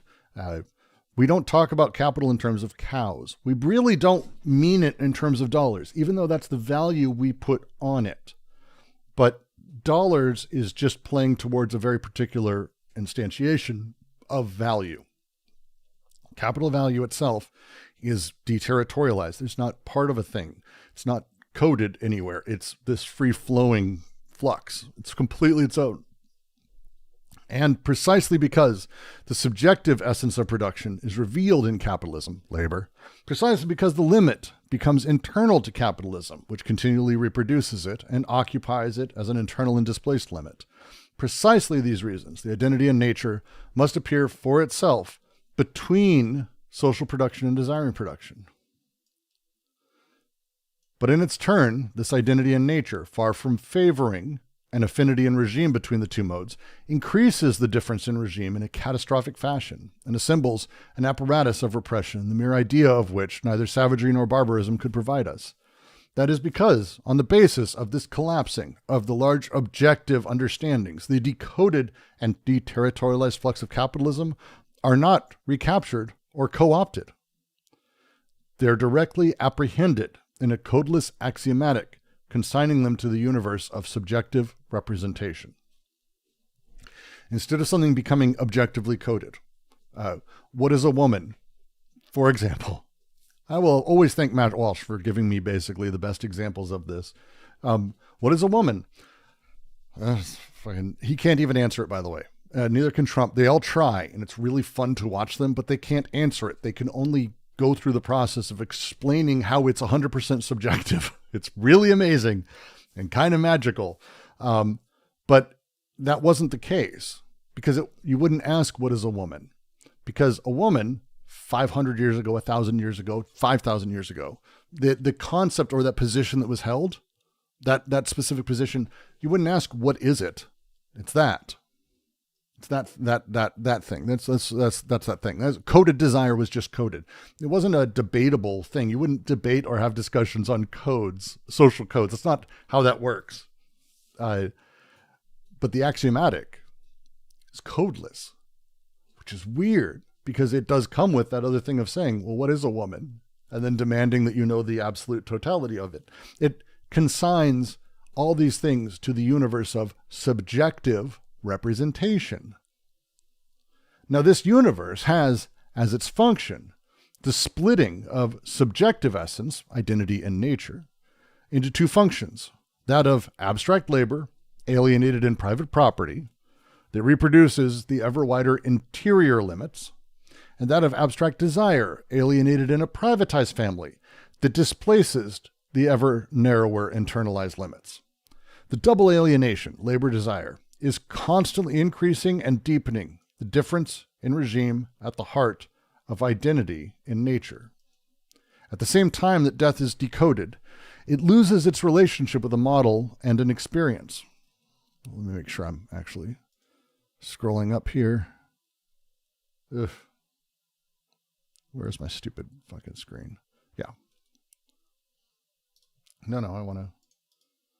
No, stop selecting things, you stupid thing. Page display, scrolling. Thank you. Much better. So it was not letting me get to the bottom. At the same time that death is decoded, it loses its relationship with a model and an experience. It becomes an instinct. That is, it effuses in the immanent system where each act of production is inextricably linked to the process of anti-production as capital. There, where the codes are undone, the death instinct lays hold of the repressive apparatus, begins to direct the circulation of the libido, a mortuary axiomatic. One might then believe in the liberated desires, but ones that, like cadavers, feed on images. Death is not desired, but what is desired is dead, already dead. images. Everything labors in death. Everything wishes for death. In truth, capitalism has nothing to co-opt, or rather, its powers of co-option exist more often than not with what is to be co-opted and even anticipate it. How many revolutionary groups as such are already in place for a co-option that will be carried out only in the future and form an apparatus for the absorption of surplus value not even produced yet, which gives them precisely an apparent revolutionary position.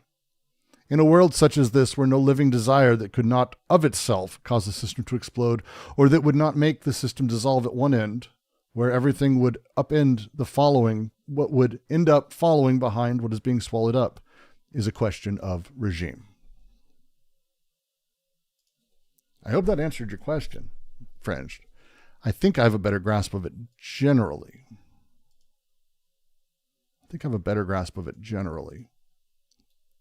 It's really a fascinating sort of thing to start talking about, because the death instinct is, again, it's not really a psychological drive here. The way that they talk about it's the conditions of life historically and socially determined by the relations of production and anti-production. The less the model of death needs to be explicitly coded, the less the death instinct manifests, like primitive societies really explicitly code it. And so it's not really that it doesn't manifest in the same way. These pre-capitalist societies, both regimes that they talk about, the despotic and the earth, they manage desire through codes or overcoding. And this channels and restricts desire. It feels as if it sets up like this contrast within capitalism, which operates through decoding flux and then recapturing them. So it's like, oh, well, here's where the line is. And it's like, well, actually, that line's always been there. We just don't have an explication of it in the same way, if that makes sense.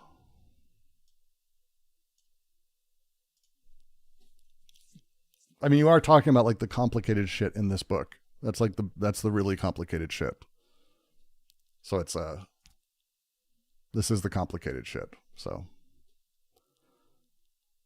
fun. It's fun. And I just kind of want to keep going, but it's not, I kind of don't, because we will just dive forward so fast and I won't stop. And we're not quite there. We're still a few pages behind this. We're still a few pages behind this in our main reading.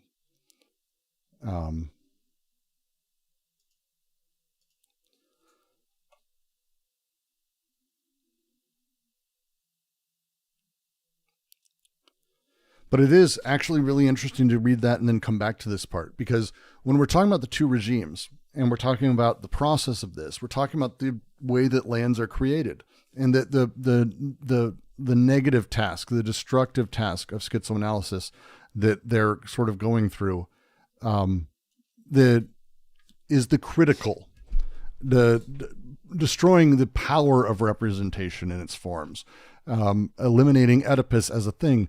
But again, not eliminating words or symbolic or social connections or any of those things. It's not eliminating representation. It's eliminating the power of representation. Eugene Holland puts it really well, where it's like, and they say this pretty explicitly, but that it's about not necessarily getting rid of representation and living in a world of pure desire, which we don't even know what that would be like. I'm not even sure that's conceptualizable, but instead shifting where power sits, because just like where we have today, where the managers, which ostensibly are there to help keep the factory going, the capitalist who's there to manage money, they're fucking glorified accountants, more or less. The politicians that are meant to manage society, the management is in charge. They're choosing things for us and we follow in line. And that's the backwards part. Representation isn't meant to choose for us. We utilize representation to talk. We utilize representation to communicate, to do things, to create art, poetry, all this. But having it control desire versus desire in charge of it is their consternation. It's about the power between them and how they sort of interplay.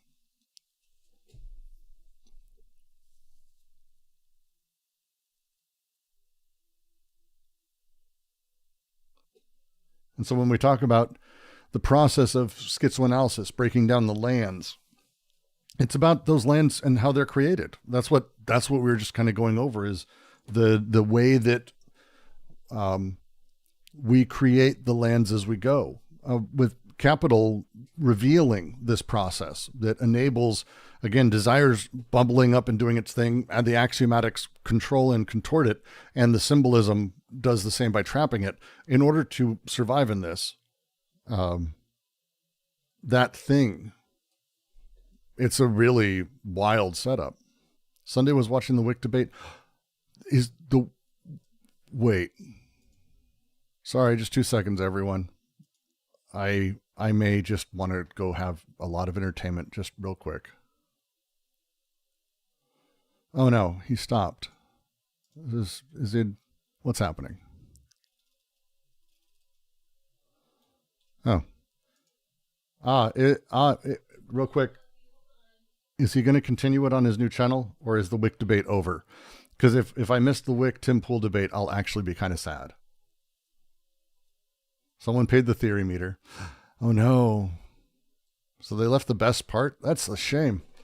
Watching Wick debate Tim Pool is far better than any theory. I hate to break it to everyone here. Because it's revelatory of exactly what we're talking about here. It's revelatory. The nature of the two regimes, when we're creating new lands, when we're building these things, when we're setting them up, this is what capitalism is doing. This is how capitalism, and we are constantly creating new. We are doing this process. The thing is, very particularly, the creation of those lands, the work of desire, the work of labor, generally gets bent to being in line with capital. Generally bent that way, but we're doing it all the time. The problem is that thing isn't like a clean process. Desire is not, as we like to think of it in the primitive, it's not just in line with the social. Desire is doing whatever desire is doing in mass, and capitalism comes along and requires it to be put into these very specific setups, and it ain't. And as desire overspills, new lands are created. That's their point.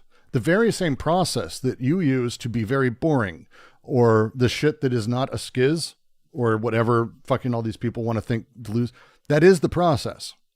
It's just that it's in line with capital. The breaking of that process is still the same thing. You're creating lands. You're creating new lands. You're building new spaces, building new thoughts because things didn't connect. They're building out. And if it's not able to be used by capital, it becomes unproductive, a waste. You're mad, you're crazy, you're a weirdo, you're strange, whatever it is. But it's the same process. It's the same process. The guy who claims that he's Napoleon, or the guy that he claims he's the best Path of Exile player who ever lived. It's the same process. Same process. And so the first step is the destruction of, as always, the destruction of those lands. And going back through and finding not the lands, but the machinic indices of how those lands were made and how new lands were born from them. So if you think of it as the land is being made in a row, great, you keep wandering yourself back, but it's not just about destroying the lands. You want to figure out what made a new land required to be made. What was the break that caused a new thing to have to be built inside of your understanding of the world, your justification of the world, your rationalizations of things? Because that eventual thing that caused that rupture, the machinery that had to be built around that to allow it to exist inside of you and inside of your experience, that built a new land in order to make up for it. As you paint forward and you, oh no, that's what that was. Well, what was it? What are the indices? Because we want to go back, and we want to go back. We want to continue to find what in you forced you to continue to build new lands over and over and over. The resumption of the process, or on the contrary, its interruption. The two are so closely interrelated, they can only be evaluated within the other. How would the schizo's voyage be possible independent of certain circuits? How could it exist without a land? But inversely, how can we be certain that these circuits don't reconstitute the lands, only too well known? of the asylum, the artifice, or the family. We always return to the same question: from what does the schizo suffer, he whose sufferings are unspeakable? Does he suffer from the process itself, or rather from its interruptions? When he is neuroticized in the family, in the land of Oedipus, when the one who does not allow himself to be Oedipalized is psychoticized in the land of the asylum, when the one who escapes the family and the asylum is perverted in the artificial locales. Perhaps there is only one illness, neurosis, the Oedipal decay against which all the pathogenic interruptions of the process should be measured. Most of the modern endeavors, outpatient centers, inpatient hospitals, social clubs for the sick, family care institutions, and even antipsychiatry, remained threatened by a common danger, a danger which Jean-Louis has been able to analyze in depth. How does one avoid the institutions reforming an asylum structure, or constituting perverse and reformist artificial societies, or residual paternalistic or mothering pseudo-families? We do not have in mind the so-called community psychiatry endeavors, whose admitted purpose is to triangulate, to Oedipalize everyone, people, animals, and things, to a point where we will witness a new race of sick people, implore by reaction that they be given back an asylum or a little Beckettian island, a garbage can, so they can become catatonic in a corner. But in a less openly repressive manner, who says that the family is a good place, a good circuit for the deterritorialized schizo? Such a thing would be very surprising, to say the least. Quote, the therapeutic potentialities of the familial surroundings, the whole town then, the whole neighborhood. What molar unit will constitute a sufficiently nomadic circuit? How does one prevent the unit chosen, even if a specific institution, from constituting a perverted society of tolerance, a mutual aid society that hides the real problems? Will the structure of the institution save it? But how will the structure break its relationship with neuroticizing, perverting, psychoticizing castration? How will this structure produce anything but a subjugated group? How will it give free play to the process when its entire molar organization has the function of binding the molecular process?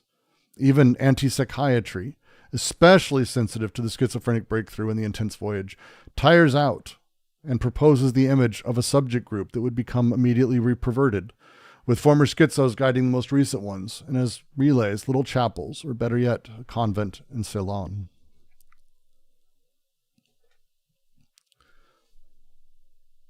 I think it's very, like, a crystal clear paragraph. I really love it. There's a couple lines in there that I do want to just make sure we focus on for a moment. What does the schizo suffer from? Like, when we talk about someone who has mental illness who's suffering, what is it they're suffering from? Now, we generally tend to talk about it as though it's an affirming process. They have schizophrenia. Schizophrenia is what they're suffering from. But what is that? What is that thing? Even if it's biological, that's fine. I'm not going to get into these debates. Even if it's biological, what is the suffering from? Like, do we want to cure the thing that isn't suffering? No. We want to stop suffering. That's the point of mental health systems. It's the reason people get into it. I don't know anyone who got into it for I'm looking forward to causing suffering. That's for horror movies. That's not really what people do when they get into psychiatry or counseling or mental health care. They're not I want to hurt people. That's not, no, people want to, they see someone suffering. They have a family member. I've worked with people in special needs excessively deeply. When I was younger, I worked with a bunch of kids who we would now call autistic. I don't even remember the term we used back then, but I think it was autism. But it was the terrifying kind, the kind that kept me up at night. For years I would have nightmares that I was on the edge or the verge of it, there, but for the grace of God, go I kind of stuff. That's suffering, and they were suffering. There's no way to describe it otherwise. It's clearly in pain, emotionally, mentally, unable to talk, unable to have discussions with people, unable to have larger conversations. What's the thing that they were into? What hurt them? What hurts them? Is it the process of schizophrenia? Is it the thing, or is it not the interruption of the process that does it? Is it not, maybe we all have this process and this is how we come to find ourselves and have meaning? Maybe this is how meaning is made and how we build meaning over time. Maybe this is what we do. And maybe the interruption of it is what breaks it. Maybe that's what puts us in this place. Does he suffer from the process itself, or rather its interruptions? When he's made to be neurotic in a family, repress himself, forcing himself to know all the little rules that dad has, what rooms not to go in, where not to be, how not to talk back, how not to treat my wife, which is your mother. But what does that mean? Wait, when you say that, what am I supposed to do? How am I supposed to behave? This thing, is that not the interruption that's creating the suffering, not the process itself? When one who does not allow himself to be Oedipalized is committed and made psychotic by overdosing medications, by locked in rooms, tied down, the interruption of the normal process of life and desire. Is it the interruption, or is it the process that's causing the suffering? Perhaps there is only one illness, neurosis, the Oedipal decay against which all the pathogenic interruptions of the process should be measured. Most of the modern endeavors, all of them, they remain threatened by the danger at length. How does one avoid the institutions reforming an asylum? How do you build something that can actually help? Jean Roury goes in depth greatly into this, and this is one of those things I mentioned earlier. People who have severe mental conditions, suffering. It is suffering. They do not believe, D&G, neither of them believe in the idea of like doing away with the concept of mental illness. It's understanding instead that it's not illness because of certain things, that it's not causative as we understand it, that instead their madness is actually caused by interruptions in the very process of life, that they maybe early on, most of us just simply fell into proper Oedipalization and properly dealt with family rules and the way things are. And other people didn't have it early on, didn't connect in the same way. The multitude of realities that people experience. And as they're put out into society and they can't deal with it, because we all have social rules, not codes, rules, axiomatics, ways that you just behave. Don't you understand that? Don't you understand this? That break of the process as they try to force themselves to fit it, as they try to make their way in, wouldn't this be worse for them? Wouldn't this suffering be grand? Wouldn't it be extraordinary? Wouldn't that pain of not being able to connect with other people be just the fucking worst? Yeah. The inability to deal with the world in any capacity. But is it created by the process of schizophrenia, or is it not the interruption of that process? And as we do this, and as we treat these things, which we kind of want to do, I kind of treat not in the way of like curative, whatever, but in the way of like, hey, people are hurting and they shouldn't be hurting. And we should figure out a way to not have them hurt. Very simple version of that statement. So how do you do that without just going back to the shit that breaks everything? How do you have a revolution that doesn't just turn out like the Russian Revolution or the French Revolution or May 1968? How do you deal with people in a way that allows freeing of desire without immediately allowing it to be recaptured as another thing in an even worse format? How do you have, for example, a people rise up, say on a January 6th, with revolutionary fervor against the state, against leadership, in service of an even worse despot? Weird things that are happening from us.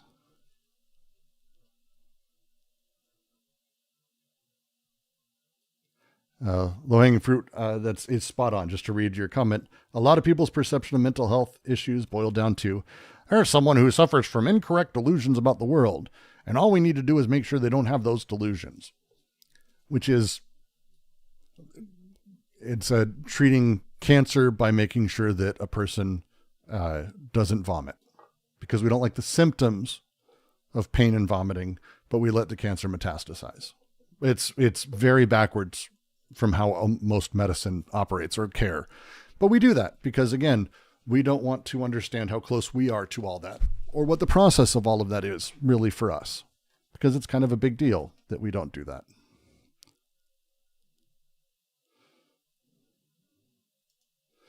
To call it even worse seems reactionary.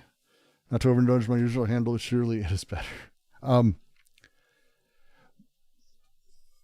worse despot in Trump. A worse despot in Stalin. A worse despot in Hitler. These are all versions of revolutions. Popular revolutions quite often, actually. That had the fervor of the people. That had, the desire to change things or the claims to change things or whatever. It turned out badly in a lot of situations. I can name a lot of them. Iran, for example. Now, I'm not saying, again, this ain't saying that like it was better beforehand. This is more just saying none of these revolutions turned into anything good. They didn't like revolutionize things. Revolution is overturning and then replacing. Uber is a revolution in the way that most revolutions are. Uber revolutionized how we deal with cabs by making them more expensive. Now, that's how it turned out. That's where it is. It's a lot of other processes underneath got changed. Who gives a shit? It's ultimately a more expensive cab company now that pays its drivers less with less job security. It's like, but that was a revolution. Like these changes of things, Russia to Stalin to whatever the fuck is going on now. This is where we end up with.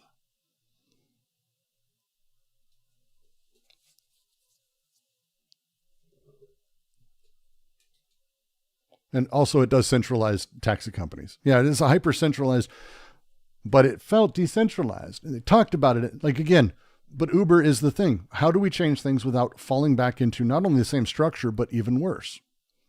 Hardened, particularized, abstracted. When I refer to even worse, I tend to mean that in that specific way. Fringed, I have a funny question to contrast such a theory. What is my opinion on Nick Land, his reading of Anti-Oedipus, and his connection of desire and production with Thanatos? Nick Land, out of all of the people, and I do not have a high opinion of pretty much anyone from his sordid little weirdo group these days. Nick Land's probably the closest who comes to like someone who could have been an actual philosopher and actually done interesting things. His very particular takes, I think, are undone very quickly by some very rudimentary things that are in Anti-Oedipus. When he starts talking about and bringing back in how he attaches Thanatos and this like excessive version of the death drive, as he starts playing in a very different place. His early stuff could have been interesting. It was early, but he just meth ruined him, and it's a shame because you can still tell as you read his. Oh, did please. you say math or meth? Meth, not math. Oh, meth is in methamphetamines, as in amphetamines that he admitted and talks about taking quite often. Okay, it's Meth sucks. Okay. Meth sucks. Don't take meth, kids. Don't take meth. But a lot of the math ruined Nick Land. I might start saying that actually. Math ruined Nick Land. I like that. Well, and it kind of does, because Nick Land actually misses a huge amount of stuff in Anti-Oedipus that is not in what I would say is his Bataille Freudian reading of Anti-Oedipus. If there is a critique I generally have, it's that people tend to come at AO not understanding that what D&G are doing is a hyper broad, I don't want to say synthesis, it's the wrong phrasing, but there's no part of the human condition or studies that is not brought into Anti-Oedipus. Mathematics is a core part of it. Calculus, no, not deeply. It's not like it's filled with like equations you got to solve and shit, but conceptually the work inside of it fills with capitalism, derivatives, the nature of the derivative curve. If you don't understand how the derivative and limits work, for example, it's going to be challenging. So if you leave out a whole bunch of shit, which Nick Land does because he comes at it from a very particular angle. Conversely, if you come at it from just purely an angle that doesn't involve psychoanalysis, you're missing an entire thrust of the book. And that's, I think, Nick Land's big deal. Is there anybody more versed in D&G than Land in Shanghai?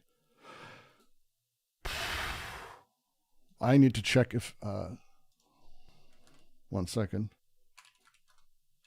Because it's not so much that I think he's decently versed.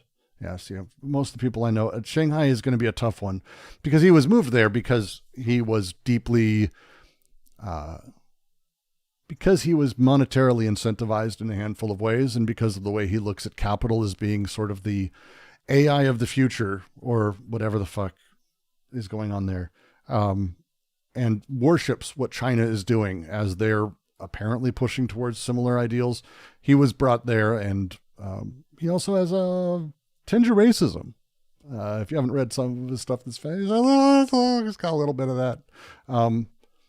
But there are people in Hong Kong, for example, or China at large, who I think have done amazing work in very similar spaces, but far better. I was looking up to see if Yukhui, Yukhui, Yukhui, had done, had moved, because I know since the shifting, it's been complicated where people are at. But still in Hong Kong, Yukhui is fucking phenomenal. If you're into cybernetics or information theory, there's like, that's the stuff that like very tiny books. I have very, very tiny books of Yukhui's that are like fucking months of reading, like incredibly dense, incredibly thought through, and absolutely just destructively smarter than I think most people who are doing that kind of work today. Fuck. 1 sec.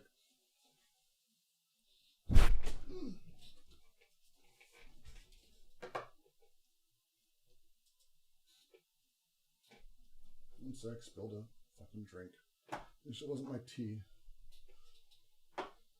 Got all over my shit. Annoying. Alright. There, I've captured it. Good.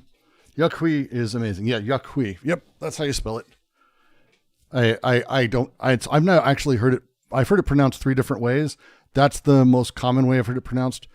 It is not going to be, I would not necessarily say that I know how to pronounce it, but Yukhui studied under Stiegler at Goldsmiths, and we're talking about recently, like I think finished his PhD thesis in 2020, and it's like stunningly brilliant.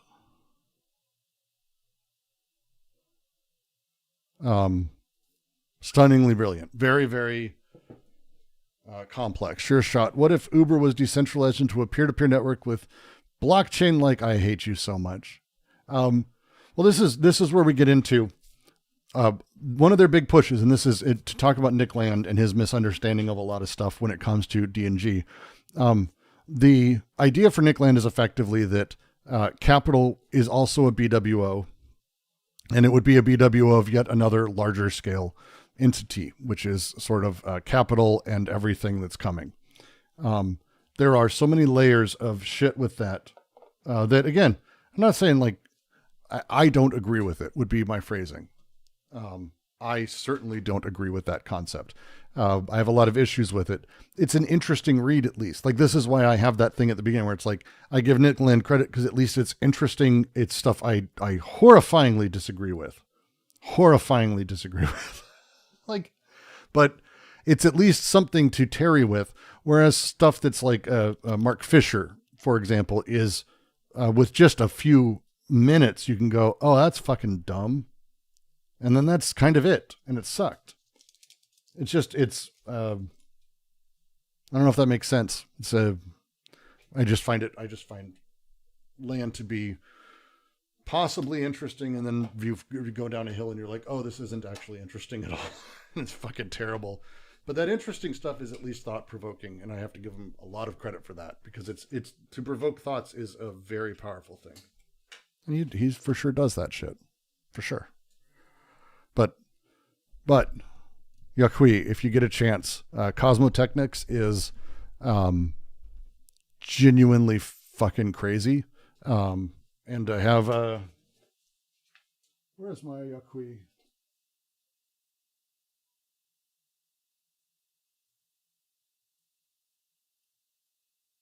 I have too many books.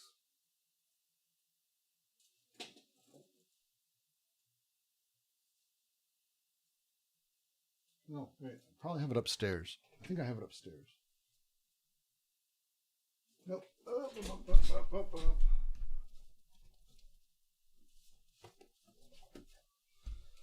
Oh, here they are. Cosmotechnics is kind of Yaqui's jam. I mean, consistently. Recursivity and Contingency is another book of his I have upstairs. But he, again, this isn't like necessarily Deleuze. That's not, I don't find interest in people who like just run only with Deleuze. There's a couple people I think that do exceptional work with that, but I find people like Yaqui who's dives into like Heidegger and Chinese philosophy and Greek philosophy and sort of finds these weird directions of things in pretty amazing places. I find it really, really, really worth reading, because it's counter to a lot of the stuff I understand or how I think of things. So he's really just trying to basically, he's pulling a lot on Heidegger, to be very frank, but he pulls in a whole bunch of other shit. And so pulls in a whole bunch of shit. And it's a non-Western, sort of Western-centric view of things. It's pretty amazing. I'm a big fan of that. French says, Land has a whole unfinished book on that matter. Wait, what matter? Oh.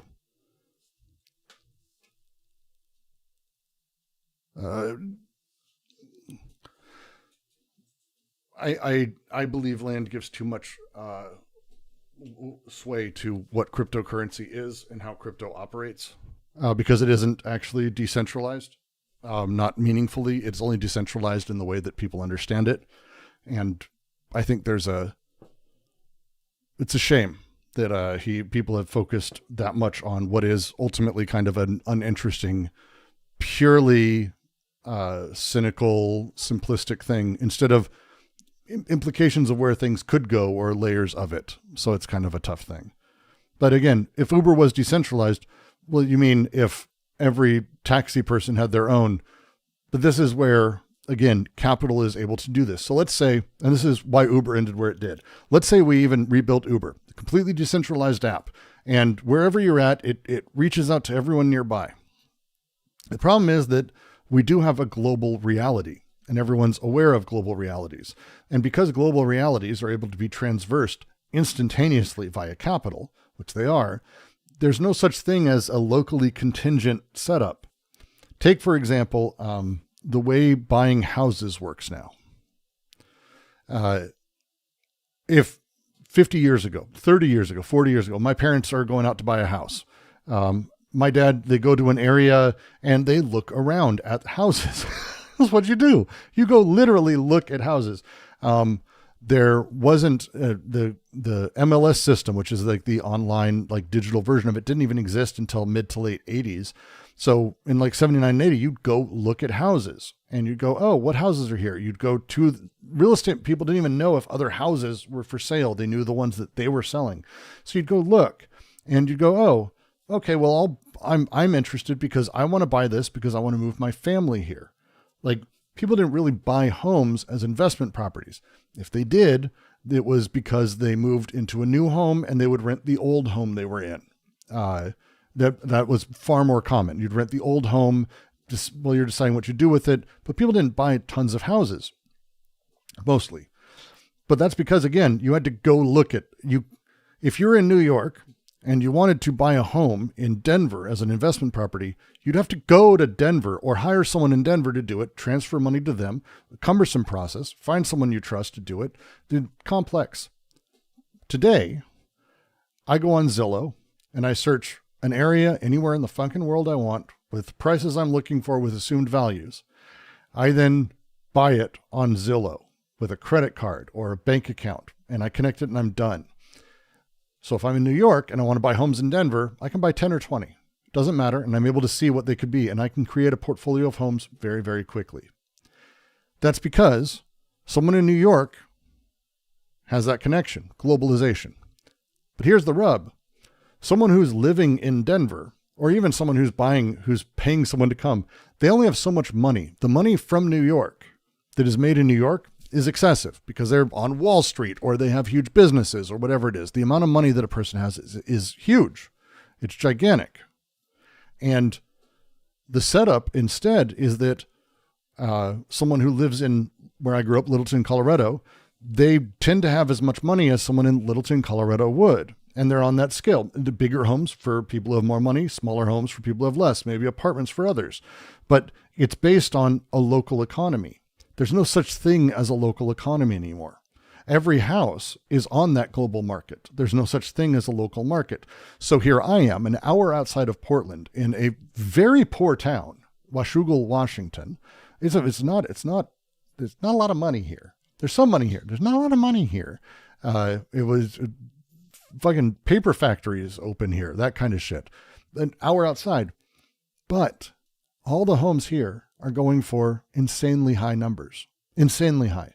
Just like everywhere else in the US, because it's globalized, because all the money from the people who have money, it's the same everywhere. The dollar is the same value everywhere. The dollar is the same setup because of the globalization.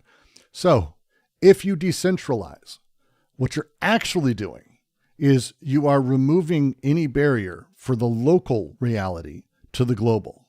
Because whereas having completely broken localities where my small economy may be connected to the global like 30, 40, 50 years ago, to now shifts where that capital is able to be spent and how it's able to be spent and how it's made meaning as it makes its way through. So it all goes apart. It all becomes the global thing. And this is, again, where cryptocurrency, whatever intentions are, and I'm not interested in measuring intentions usually. I tend to find crypto as actually pretty, I want to say, adorable, because everyone, I do think a lot of people in it, they have this ideality of this symbolic future where everything is decentralized. But they don't understand that crypto doesn't exist in a vacuum. Like they want it to exist in a vacuum. So when you create Bitcoin as its own thing, it's in a vacuum. It sounds great, but it's not in a vacuum. The dollar that's backing is the same fucking dollar everyone else has. It's still in the same global internet and social exchange as everything else. Nothing is in a vacuum. This is, by the way, where Nick Land fucks up really bad. He also makes interesting points in this writing, but this is like a big fuck up. The same, as French said, the same social realities for crypto that for everything else matter. And so I decentralize. Good for you. I have 90 fucking thousand people in China that I've paid to do nothing but fuck with those numbers and raise them as much as possible. So that way my drivers who I've hired can do the thing, because the global reality of where we're at can't be undone. There's no such thing as undoing the global economy now. It's tiny little fiefdoms. Great. You'll notice in Mad Max and all of the versions of this psycho world all the way to Fallout, they always end up with a common currency. It's almost like we can't go back beyond that, nor would we really want to. But despots globally who fucking hate America use the dollar. Russia didn't have $0 in American banks, right? Iran doesn't have $0 in American banks. Like, we had billions of dollars of these people's money because it's global. The world's global. So stop pretending otherwise. This is the fundamental problem with crypto is the belief that it exists in a vacuum when it doesn't. And that's it.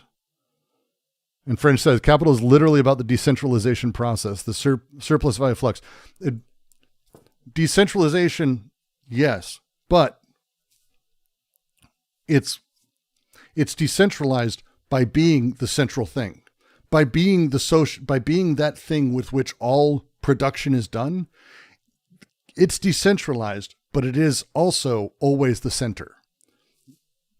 So it's paradoxical as fuck, and it's crazy, but it is absolutely the reality that we live in today. So when you have any of these crypto, and I ran a crypto company. Like I got into crypto. I found the tech incredibly fascinating. I built a prototype in Minecraft that I had for fun because I was trying to learn how to build a chain. This was in 2018, 19-ish. I wanted to learn how to code a chain. I like knowing new stuff. I built a machine learning algo and set up like 3 years ago. I want to know how these things work. And I built my own chain and with NFTs. And what it did is it created logins for a server. So you would get, I gave it to my friends, you'd log in, you'd sign up, and you'd get 5 lives. And after 5 times you die, every time you die, those NFTs would get sent to 0 address and it would burn them. So it was a 5 life game. And at the end of that, no one could log in. So if you died 5 times, you could never return to the game. And it was built to never allow anyone else to sort of make more. It was super fun to play. And I did it as like a lark.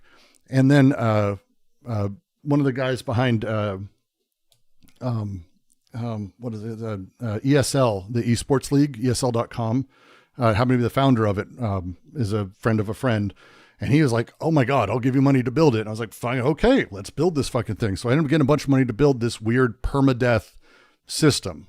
And then we got into a problem because the token, which was part of all of this, and the system and how people could game it, because our intention was never to go out with like a thing that was destructive or was even worse. I like the idea of permadeath. I'm a huge permadeath fan. And a Minecraft server where you can only die once changes how people play, just so you know. It's really fascinating. But could never figure out how to make that thing exist fun in a vacuum. When it was me and my friends, or with people who took the intention of the system as intended, it was fantastic. It was really fun to play. We started during prototyping. We found that people would sell their NFT, which we kind of expected, but again, we didn't realize how fucky it would get as people would start doing that. They'd go in and they'd make great stuff. They do great things. They kill a few people, and then they would sell that progress to someone else. We don't want that. That's fucked up, because essentially what that becomes is like a pay to win game where that's not what we want. So we started trying to build an economy to prevent this, but we couldn't, because the global economy that attaches from outside, that cynical reality, could never go anywhere. That's why we never launched anything. It's why the company ultimately died. We never quite made it to that figuring out how to divest ourselves, because you can't divest yourself from the global capitalist economy. You can't. It's always there. And that's it. And it was always fascinating as people would talk about kind of like, because we had an amazing like diversity of people who like were really into what I was doing or how we were doing it or what we were talking about. But the conversations were always really clear. They didn't have a full grasp of what they were actually asking. I even had one guy who was an investor say flatly, what's the problem with pay to win? I make more money. I should be able to buy the best gun. He wasn't being a dick about it. He wasn't like, yeah, I'm the best. He was genuinely confused that I thought this was a bad thing. He was genuinely confused. And it's one of those things that outside system that sits outside of every country now, outside of every business, outside of every decentralized product, outside of every single thing, it's always there. And it's always adding those values. Ooh, Rudd disagrees. I like it. Let me read this. Local markets have the same thing. Global. I somewhat disagree. You can have local economies or use decentralization as ways of disconnecting from a globalized, dehumanizing system. It doesn't have to be connected to the global economy. If anything, it allows a techno-kibbutz existence. Now, we can have this debate, but there's no way to make that certain. There's no way to make that certain. If you have people who have the intention of this, you may start there, but there's no way to make this certain. And ultimately, you're basically begging people not to do the thing. You're begging people not to do that thing. And that's the challenge, is if money can be made, if capital flux can be increased, it will. That's it. If people want a thing, if they're attracted towards a thing, it will be capitalized upon. There's no breaking that. Banksy is, again, proof of this. Pick an artist who's like anti-capitalist, whose stuff is wildly expensive now because of that anti-capitalism and how much money it makes. There's a great Bill Hicks. Isn't the whole point that Banks had a installation piece that shredded itself? Yes. Kind of in the center of that. I mean, I'm not saying that, Banksy is not being profited in this area, but I think they did make a point that, it's shredding itself, where, there's the kind of conflict or like self-conflict in there, right? So do you think that Banksy piece, yeah, I think is the point. So that, for those who don't know, Banksy had a piece that went up for auction, and the frame of the piece itself was actually a paper shredder that shredded the art piece after it was sold. It was really cool. But to your point, and I think to my point, and very much what I think was actually his point of it, it wasn't to go, and a lot of people took it this way, like, oh, Banksy didn't want it to be valuable. And I'm like, no. He's trying to show... This makes it more valuable. He's trying to show exactly that the fact that he is destructive to the thing that is supposed to be profitable is the profitable thing. He's showing, and because it was in time, and it's a thing that only exists in time. If you look at it now, you're like, oh, so a shredded piece of Banksy art went for a lot of money. No. Well, a whole piece of Banksy art went for a lot of money. It's the moment. Yeah, it's the process of it. In the same way that the banana taped to the wall became a thing. If you don't know about that, I'm not going to go into it. It's a fucking nightmare. It rotted, but it was still worth millions of dollars. Well, it rotted. They changed the banana every day. If you didn't know, they actually did that. Which is fucking weird. Symbolic.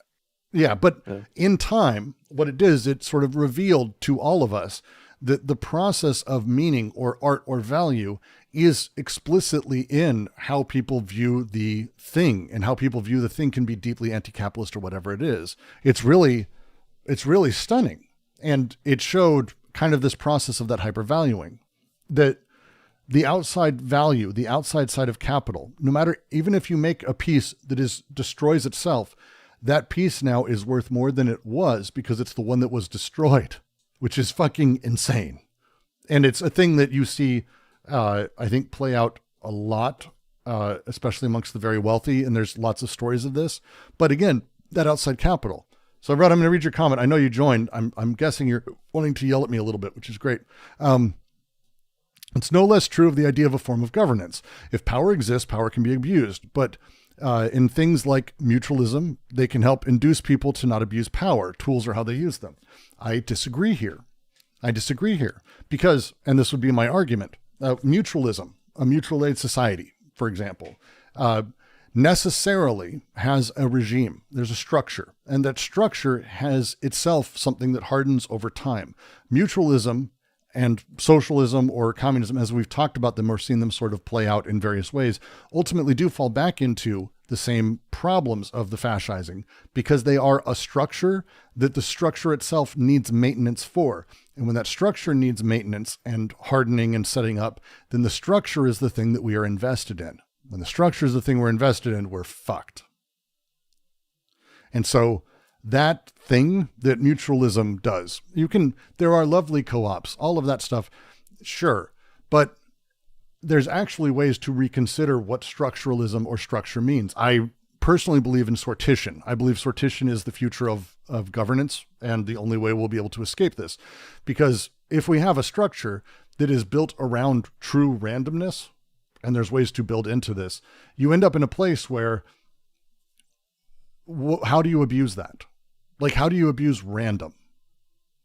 And it plays differently, and it terminates, and it has a set amount of, like, there's things in sortition that sort of build in uncertainty, and it's almost terrifying in and of itself because we don't know what it'll have, but it allows less of a setup. And when you start talking about the way sortition operates versus straight mutualism, well, how does mutualism work? Well, there's people who manage that. There has to be. Every good mutual aid group has people who are in leadership who have favorites, who have friends, who know who's best at this. There are people who probably are best at it, for example. And over time, that will become something that has its own meaning. That'll become something that has its own setup, its own rules, its own expectations, especially for new members or people who are born into such societies. Not that men were always the ones that had to sell the salt. There's no reason for that in and of itself, but it's because men at the time were the ones who were able to carry the most to market. So they were the ones who were able to sell the most, and they were the ones who were able to gain the financial power within these smaller societies. But now men handle salt. It's a small shift Godelier goes through, but it's one that we see make its way through any sort of semi-coded society or any rules-based group, and mutual aid just as painful for anything else.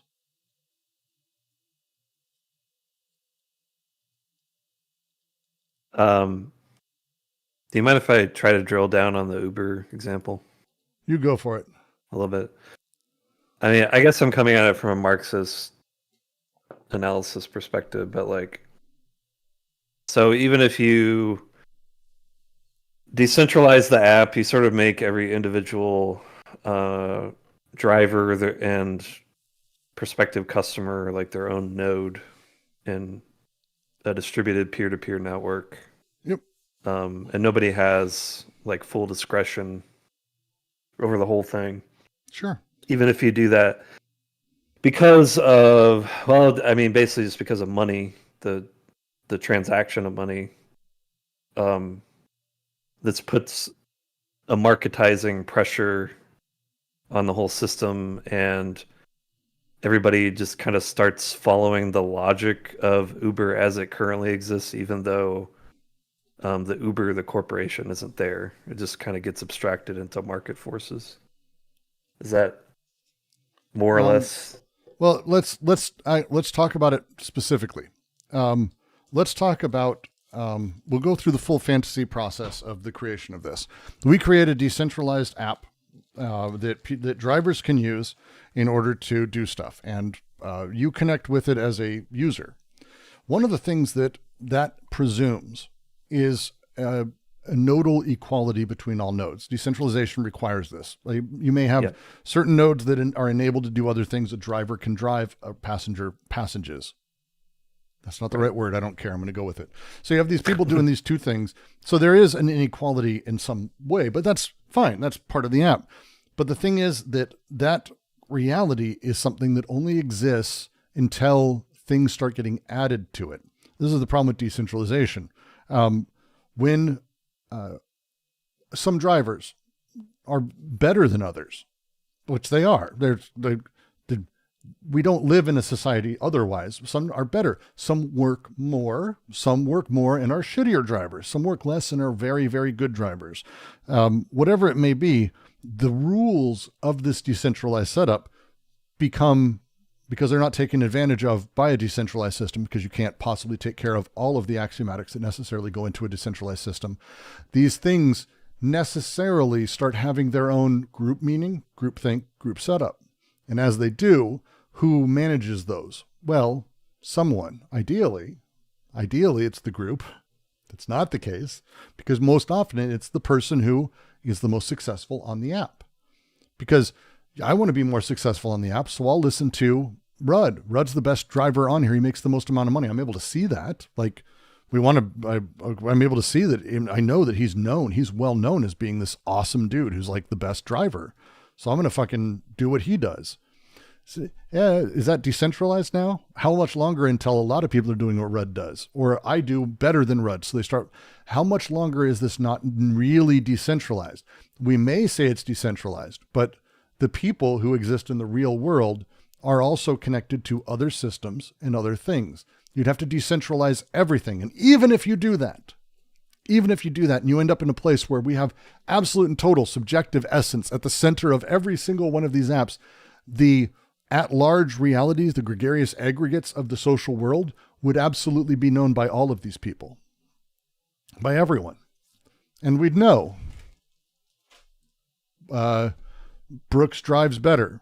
These people drive worse. Oh, you don't want to get a passenger that's this. You don't want to get a group that's this. These rules would start taking over. It's decentralized until it's fucking not, because you can't force it to be only decentralized. So basically, you wind up, it works. instead of the system just, like from each according to their contribution, to each according to their needs, it just becomes, again, a situation where some people just wind up exploiting themselves, quote unquote,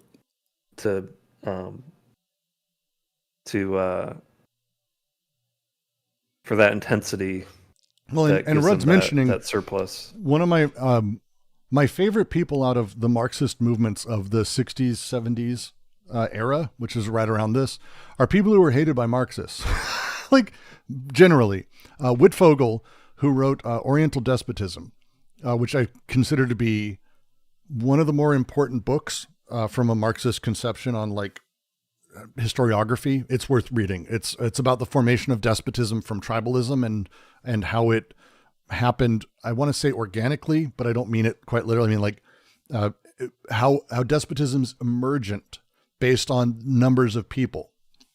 And by the way, capitalism emergent on despotism based on, like, orders of magnitude of people. It's really fascinating, really amazing book. He was fucking hated by people in by the European third Marxist worldist circles. campus. The Marxist world, because he specifically, and it's actually, I don't know, Brett, if you ever came across his writings, he fucking hated unions, which sounds really weird, but he hated them because they were basically replacing one hierarchy with another. And he said, this is the opposite. We need to be working differently. He was a fan of sortition, by the way, as all the best always are.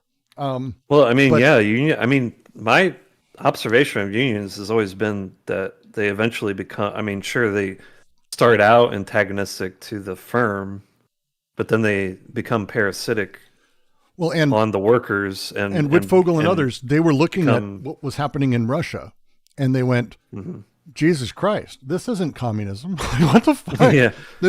Like, early on, Wittfogel was vocally critical and was drummed out of multiple Marxist circles. There's actually, I mean, try to start a new union in the USSR or China, or like, just be like a dude in Europe going, that's not, like, hey, look, America's not great, but that's not exactly communism. What the fuck is going on over there? Lenin's purging. Counter-revolutionary.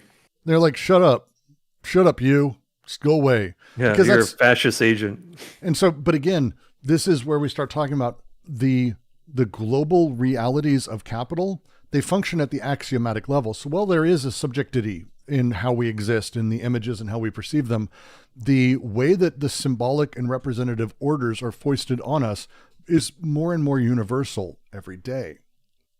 And that universality, which is the sort of space where we find the axiomatics, the rules of space, the rules of set, the rules of things that enable capital to be what it is. That's the thrust. And it's horrifying when you start diving into it, to be perfectly frank.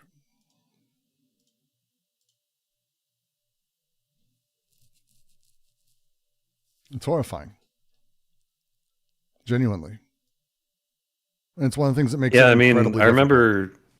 I remember arguing with a lot of syndicalists about how, like, the idea that, like, I mean, it's basically like the idea that a nation state can just be like one giant labor union.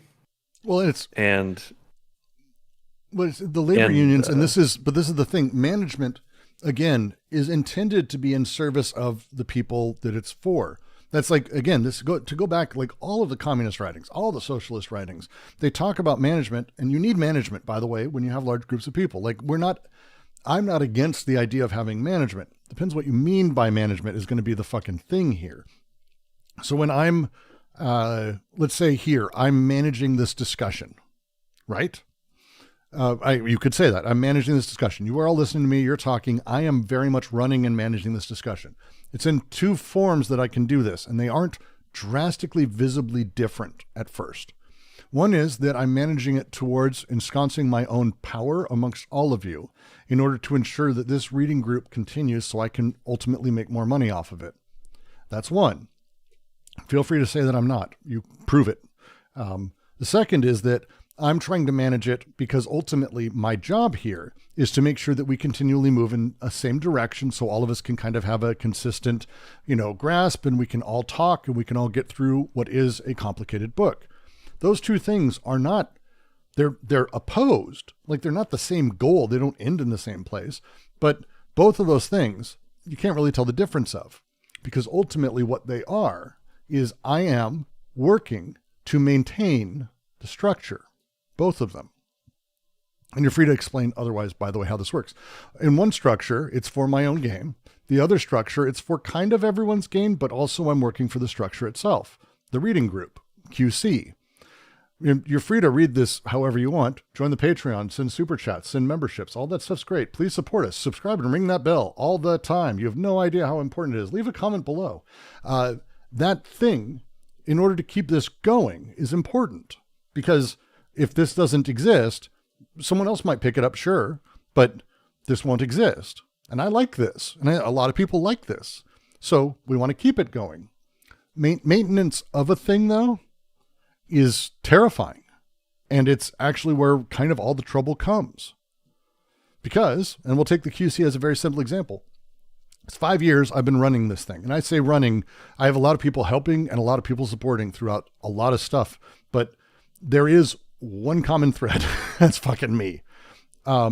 Because the shit takes a lot of work. And not a lot of people have the same drive I do to keep it alive. People will come in and out. And there are people who have quit the QC because I started doing YouTube. The day I started accepting any semblance of money on Patreon, we lost like 20 different people I know who refused to take part in anything that makes money. They all were valuable to the QC though. They're like, it saddened me. Like I debated on not taking money for a long time. We had fights over it, like for a long time. In exchange, we decided to start doing this thing where we would have like large voting swaths where we were like a co-op, and I would remove myself from being more the despotic leader. We did this for a good year where everything was voted on. We had every 3 months, we'd have like a big meeting. People would put forth proposals. There would be all of this. I had to run all of that myself because no one else ran that. So the irony is I was now doing all of the work to maintain everyone else's ability to have a say in a thing. But everyone was mad at you for it. And everyone was upset with the way it would turn out. And then when they wouldn't get their way in the votes, they would quit. So it yielded the same exact process. So then I said, fuck this. And I took it all back. And I said, I'm done here. We're not doing this stupid shit. This is this thing. Here's what I'm doing. Here's what we're going with. Because I'm tired. I don't have enough time in the day. And it's turned out fine so far. But that thing, this process, figure it out. You tell me what's the best way to go about this, because that management can be done from a lot of positions and it's necessary, because if we do not have someone managing 5 or 10 people, if we don't have people managing this reading, the number of people who join and just say the most random shit, go to our Deleuze, go to the Deleuze subreddit and enjoy what that is. That is, I mean, it becomes 4chan. I mean, yeah. You have people who ask, what is the body without organs of sex? And someone explains it. Ready? Someone explains it in the comments. The top comment is someone explaining it. And the next person goes, wow, that's great. Where'd you get that? And their response, the top comment explaining it, the number one response, their response is, well, I haven't really started with desiring machines yet, so I don't really know that much. Can I give you an example? That's my example. It's a real thing. as a, like, just to mention, like, that's a real post on Reddit right now in our Deleuze. And so you do need management. You need someone who, this is their project. This is what they care about. Maybe multiple people. You need someone watching over. Smaller groups, more easy for us to have groups of friends. But even we know when that happens, if you've got a small group of friends, you kind of know who's really kind of in charge, who's got more social cachet, who's pushing things and how things are going. It's tough. So how do you manage people? How do you manage people? Can I just tell you a story about why I agree with you about that? Sure. So once upon a time, a while ago, I was a moderator. I'm not going to name names, but somebody who was a somewhat infamous left-wing content creator, right? And so I had this Discord server. No, God, okay. no. Sorry. He's the one I know, infamous left-wing content creator, because he's the horse fucker, kid fucker thing. So that's yeah, right. But this is all before that. no, right. I'm just giving you shit. Sorry. Sorry. No, you're good. I should. So this person, this figure, wound up being absent from the Discord for very long lengths of time for various reasons, and so it was kind of left to the moderation team. And what wound up happening was that the population of the server would try to pretend that it was like some kind of like anarchist commune type thing, and they would play this game where whenever a moderator stepped in to try to enforce some kind of just basic level, like we're talking like, hey, don't literally throw shit at each other. You know, it's like monkeys throwing shit at each other, and you're like, hey, stop that. And then they'd be like, oh, you're just a fucking cop, or something like that. It would be some kind of like moral recrimination. And then what wound up happening is that some moderators took this personally and started playing favorites, basically, where they would be like, oh, well, I'm the cool moderator, and these are the uncool moderators. And so if you... Yeah, I know that one too. If as a moderator you started to like actually do your fucking job, you would be the evil one, and then you would get reported, and then like they would complain to the owner of the server, and the owner of the server would come back and they'd be like, oh my god, what are like all these, like they'd have like 30 different like DMs about like this one moderator or whatever. And this basically like heavily demotivated moderation from doing their job, and then the server starts to get more and more antagonistic between users, and they start forming like little cliques and stuff. And then eventually the fight that ended, that burned the whole place down to the ground, was literally well, you know, you're well aware of like how people read Deleuze and stuff, and they think that like schizoanalysis means, oh, I'm literally going to be schizophrenic and have multiple personalities and act. There's like a post that, on like Deleuze I'm right doing. now. It's a weekly thing you see. There's a post that says, I was just diagnosed as schizophrenic. I want to read Anti-Oedipus to understand my illness. Right. So you literally have that type of person like in droves on the server, and they're like, yeah, somebody says like, they're just like thinking out loud to themselves, and they're just like, yeah, I want to make myself illegible to all human language or something like that. And you know, me being a sensible person, I just look at that, I'm like, okay, whatever, they're just being dumb. And I don't pay it any mind. But somebody else goes like, oh, are you saying that you want to genocide all language, that you like want to eliminate like all languages or something? And it gets into this like big argument where somebody's being accused of being genocidal because they, you know, schizo posted or whatever. Oh, and again, that goes on for like 2 hours. Well, and it's like, top post right now. And I why it's okay to gatekeep ideologies. This is Not all feminists are feminists. Not all socialists are socialist. The I really essay trust explores whoever the made that post to gatekeeping- make those distinctions. The essay explores the gatekeeping of ideologies, calling someone not a real socialist or not a real feminist from the perspective of semiotics, Hegelian negation, Zizek jokes, and mathematical concept of degrees of freedom and Deleuze's theory of the image of thought.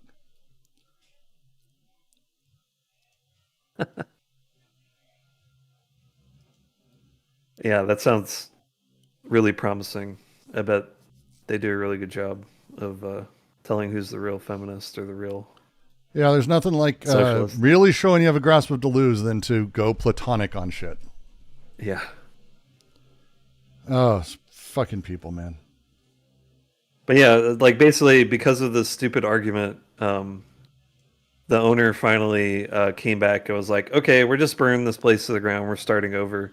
And then the whole server population rebelled and was like, no, this is ours, and you need to give it to us. And we're like, okay, so like, how would you even set it up? And they're like, well, there wouldn't be any moderators.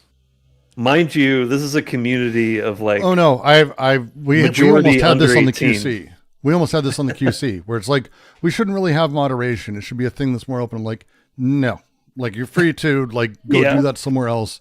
And they did. They tried, and multiple like servers ended up being empty or broken after like a month. It's Well, like people- we were literally like, yeah, so we regularly have to moderate you guys to keep you from sexually harassing each other. We're not going to do this. Like, Yep. you go make your own shit. Like,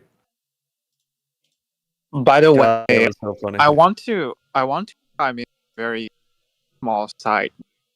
So for a lot of Lacanian oriented therapist or clinician, Mm-hmm. they will require the client to read in cartel groups as part of the analysis session Mhm. outside of clinic, and then discuss these themes in the clinic at the same time.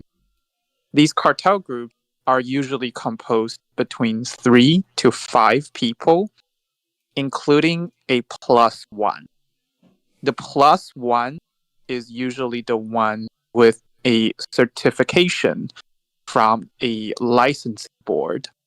And for this group to form, there should be absolutely no gateway entry, meaning that there is no gatekeeping of degree, of academic background, or practice. And it has to end in 2 years.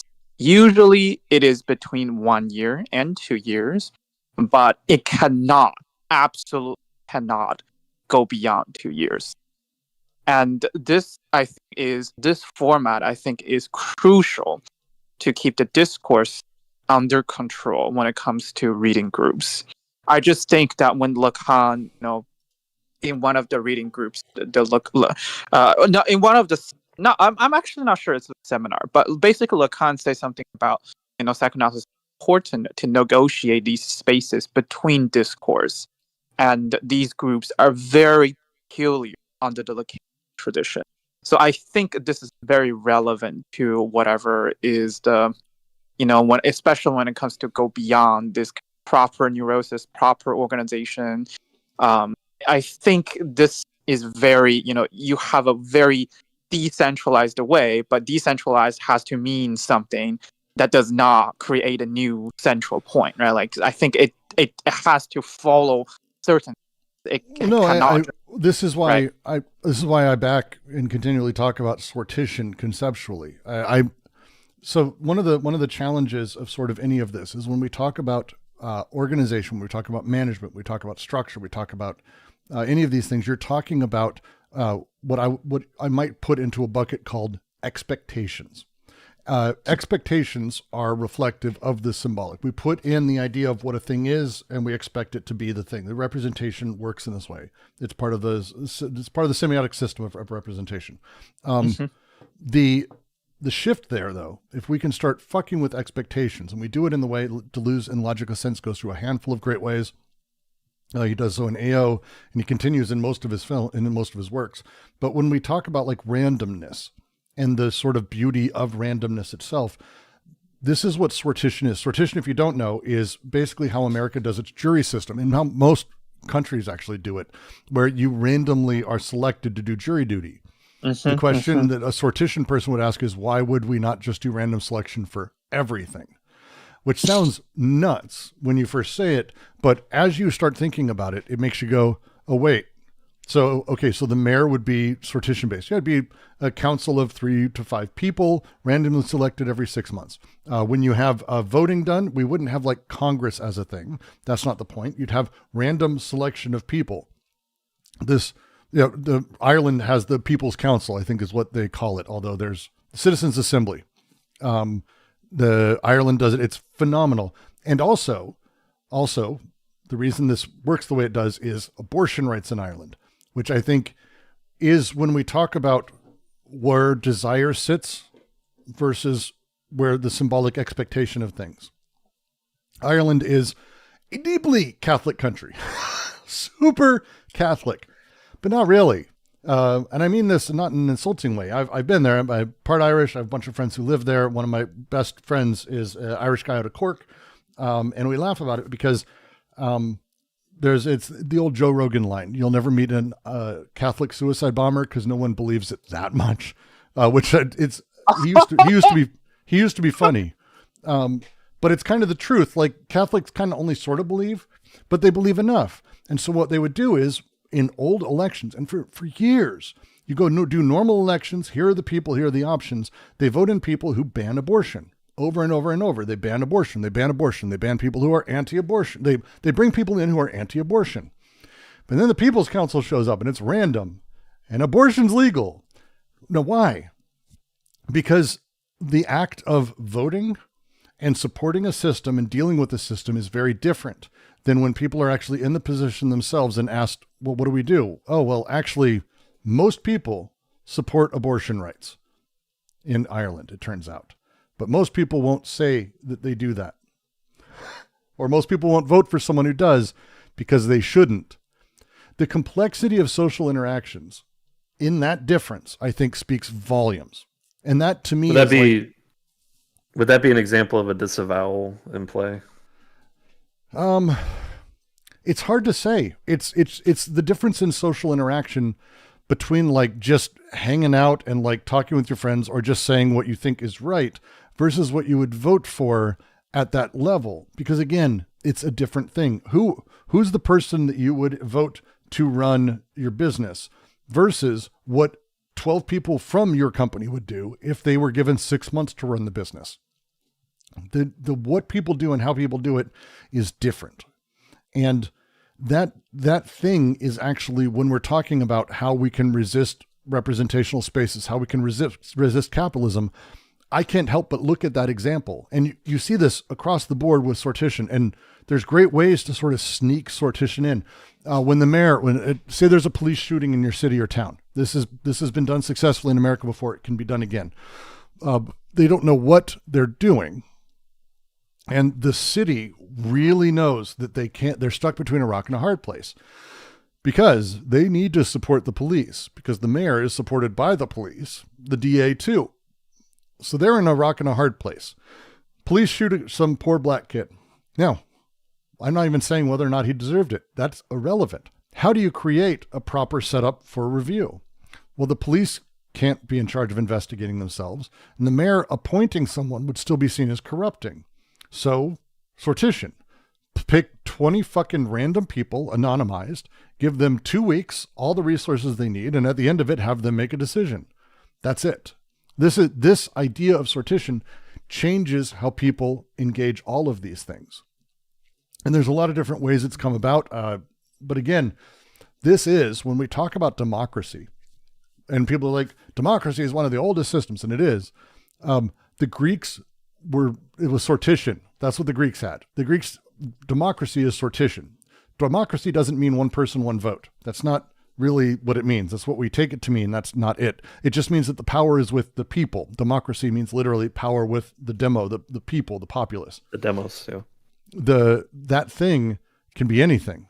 And sortition shifts all of it. And it means that a billionaire might be in that group. So if you have a panel of 20 people that are deciding taxes, you might get all billionaires. You might get all people who are on welfare.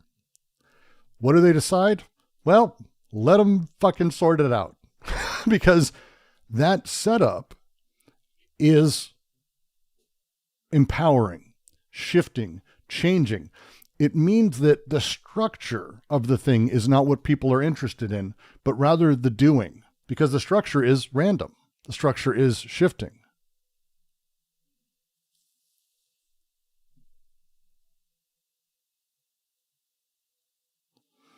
Random 1,000 people and get it over with. Expertise is a myth. Correct. Or I've seen really an interesting concept is imagine Congress. You select, 0.1% of every state just becomes the people's council of that state. And you pay them like a small sum, like it's not a full-time job, but you pay them enough. And then you also have on retainer, like just people who are paid to be experts. They can call anyone they want. They can take advantage of all the information in the world. We live in a time where people have all the information. And then after a few days of deliberation or a month, then let people vote, let people give people tools, let people have time to learn about a thing, let people grow. And then they're gone. And then you bring in another one, fucking every 3 months, another fucking entire quarter of a tenth of a thousandth of a percent, whatever the fuck it is. Or just randomly select people across the entire United States. Who cares about borders? I don't give a shit. The whole point of sortition is randomness. So this thing means that everyone, because there's the other side, and I'll get into it, but it means that everyone has a stake and a chance to take part. And it means that every voice is equal, because Elon Musk or Trump very much could be in that group as much as I can or you can. And we don't really know who's in that. And that setup shifts. And to get back to abortion in Ireland, which again, I think is Ireland and the People's Council just speaks volumes about how amazing this is. When I am voting, I'm voting for a system in a system. My vote for Kamala Harris wasn't a self-centered vote. It was the opposite of a self-centered vote. If I was selfish, I don't even know what I would have voted for. I don't even think Trump would be it. Selfish votes are not things you do in democracy as we have in America. You're voting for a system. And that's what you tend to see in a lot of places. And it's what you tended to see in Ireland's popular elections. They voted for Ireland. What is Ireland? You're voting for that. But when you are actually in a position, randomly, in sortition, in that position for 3 months, the change is not about what's good for Ireland. It's actually like you actually put yourself first and your interests first. It changes your relationship to power that dynamically. And this is why, even though, again, People's Council, I don't even think it was mostly women. I think it was mostly men. It's like super weird shit happened with this. But the selfish reality is that everyone kind of wants abortions to be fucking legal because, goddamn it, we kind of need abortions to be fucking legal for a bunch of reasons. Like, not even fuck rights. Who cares about fucking these broad ideas? It's the thing we should fucking have because not even Jesus moral Christ. reasons, just practical reasons. Yeah, just fuck all that. Just like practically, we should have this. Hey, should we have healthcare? You pick a random selection of people. You will. It doesn't matter. Like the odds of a majority of them saying, "Yeah, we should have nationalized healthcare." Done. Because you're ready to be selfish when you're not voting for America or for your state or for a party. You're the chooser. You are the decider. It changes your relationship entirely with these things. I guess the big question that this would have to be expanded on to apply it to would be, how does how does the country that rebelled against King George become the country that licks the feet of Trump and doesn't and we licked the feet of George Washington. Like this, we rebelled against Right. King George, but we didn't rebel against King George. Like paid soldiers did. Like the history of the American Revolution is not just like a bunch of people were angry. Most people didn't take part or give a fuck. Yeah, Like wanted to most stay people- out of it. Just like, I don't care. George Washington and his other people who wanted to maintain and grow power utilized money to pay for lots of soldiers, and they were in debt. It's one of the reasons that he went then on to kill a whole bunch of Native Americans and take their land and then sell it to wealthy landowners so that way he could make money to pay off his debts. It's basically again, a mercenary army raised by a bunch of aristocrats. They immediately asked George Washington to be literally King George. Right. Like that was the first thing that happened is they went, oh, fuck, we should have a king again. So, we just fought against King George. Yeah, we should do that again. Like, that's how fast it happened. There's the fantasy of the American Revolution is the same thing that D&G argue in here, that the rebellion, the fight, all of that, the structure is the thing. The specifics don't even fucking matter. King George? Who gives a fuck about King George? It wasn't about that. It was about the structure that you're still invested in and the overthrowing of that old one so the new one can be in here because you had the revolutionary fervor, but the reactionary investments. Mm-hmm. Sortition completely upends that. Completely upends that. What are your investments in? Yourself. You are in the position of power to make the decisions. Completely changes how you sort of interact in every single way. And now we start talking about where decentralized tech could be interesting. There you go. Huh? You want to come back? I'm going to come back to it. Huh? The thing that could be interesting is the anonymous realities of sortition. How do you build a system that enables it, that is able to be set up, that's able to be in that position? It would necessitate something along those lines to be most effective. Now we're talking about stuff that can be supported. And again, on small scales. Don't try to get the U.S. to overturn and become sortition based tomorrow. Don't be stupid. Go with your local shit. Go annoy local people.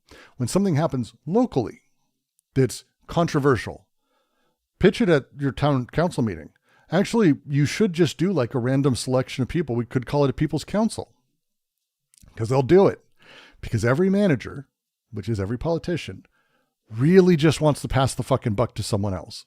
That's all they want. And it works almost every time. It's terrifying when you go back through the history of local, because there's a movement to start doing this and has been doing this for some time. Just go to your local town council and mention it. They love that shit. They've been doing it in LA. San Francisco has been doing it. Seattle's been doing it.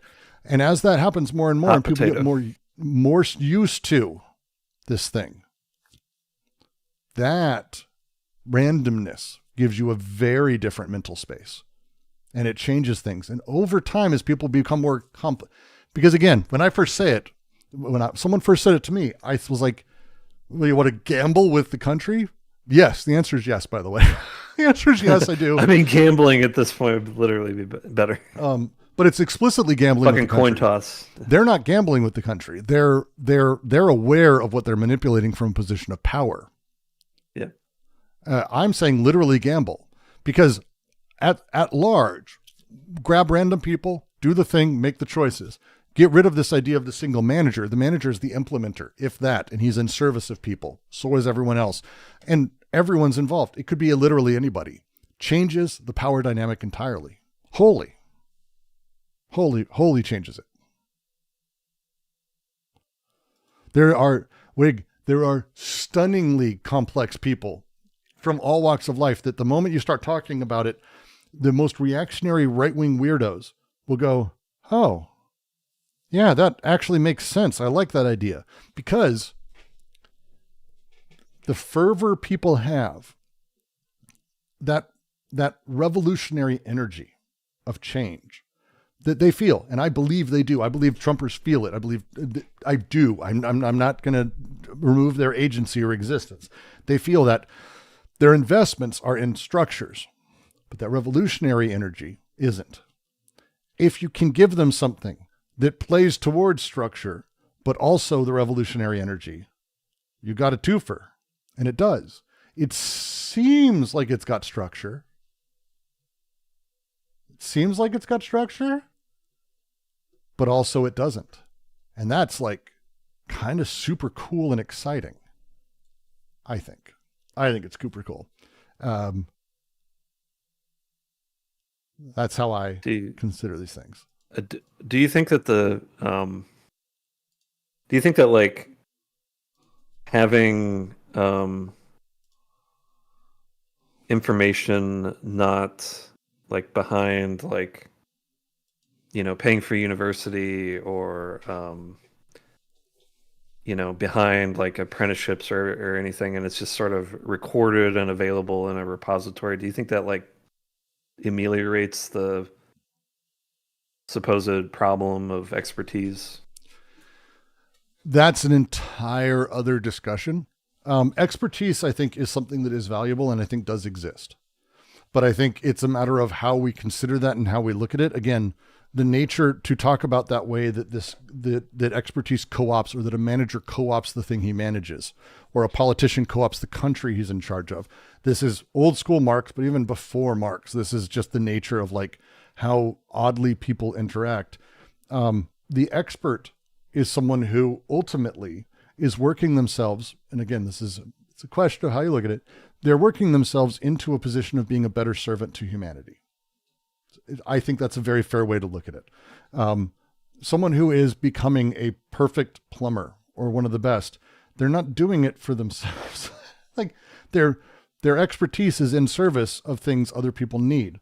And this is, I think, how these things get twisted around and how they become shifting is when we stop looking at it that way. When we start talking about that expertise is something that's above others, that others need to listen to. That's not really where this comes from. It's not really where it's at. But again, it presumes also that there is a best thing, that there is a direction or a truth, which again is problematic. And when we talk about the need for moving towards something that's more random, more decentralized, playing in a very different direction, this is the kind of stuff that goes with that and starts becoming part of that. Because, I tried to get my German electrician, did not end up getting through the entire thing. My cousin Josh did, and he was stunning at the work he could do. He ended up doing the same thing for like multiple other woodworking things and cabinetry and like it's crazy shit he became so good at. That thing is, there is actual expertise there. And I believe it's true in a lot of stuff. It's a question of how we value it and where we privilege it. Because again, at the end of the day, what we need to get to, in my mind, is we need to get to a world where someone is born and then they can do kind of whatever they fucking want. And, for like 70 years, then die. That should be fine.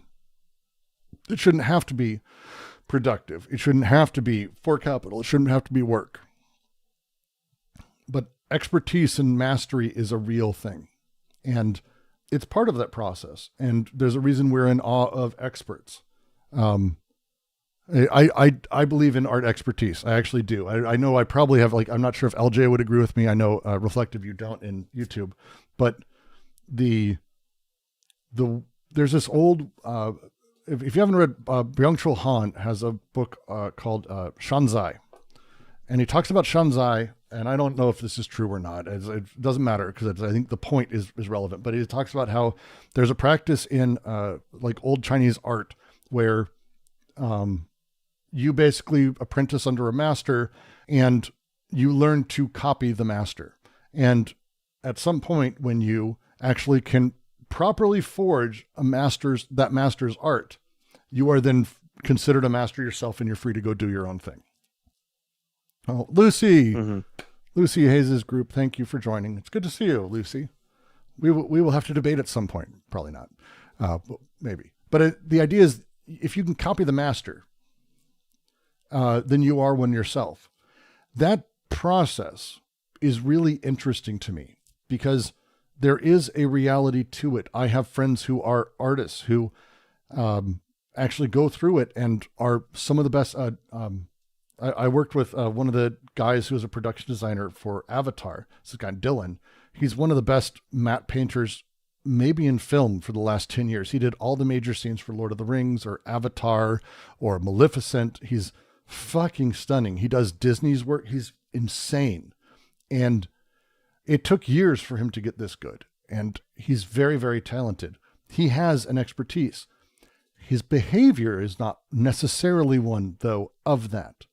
And it's one of someone who considers himself still to be growing, still to be becoming a thing.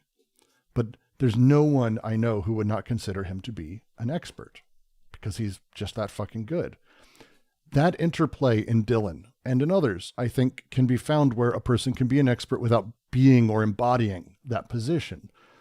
That knowledge, that life experience, the things that come with it that you're able to pass on, if you don't hold it over people, if you just are aware that you are sort of the vessel of experience that is being transmitted to others. Again, it's a question of management. What does management mean? Are you there in service of the people you're managing, or are they there in service of you? And that is the inversion that we're wanting to have within the work, for me, of Anti-Oedipus or Deleuze, that symbolism, representation manages and controls desire. And what we need to get to is a position where desire manages representation.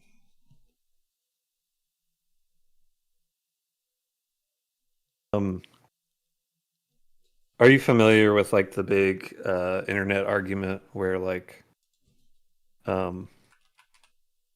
think the latest incarnation of it was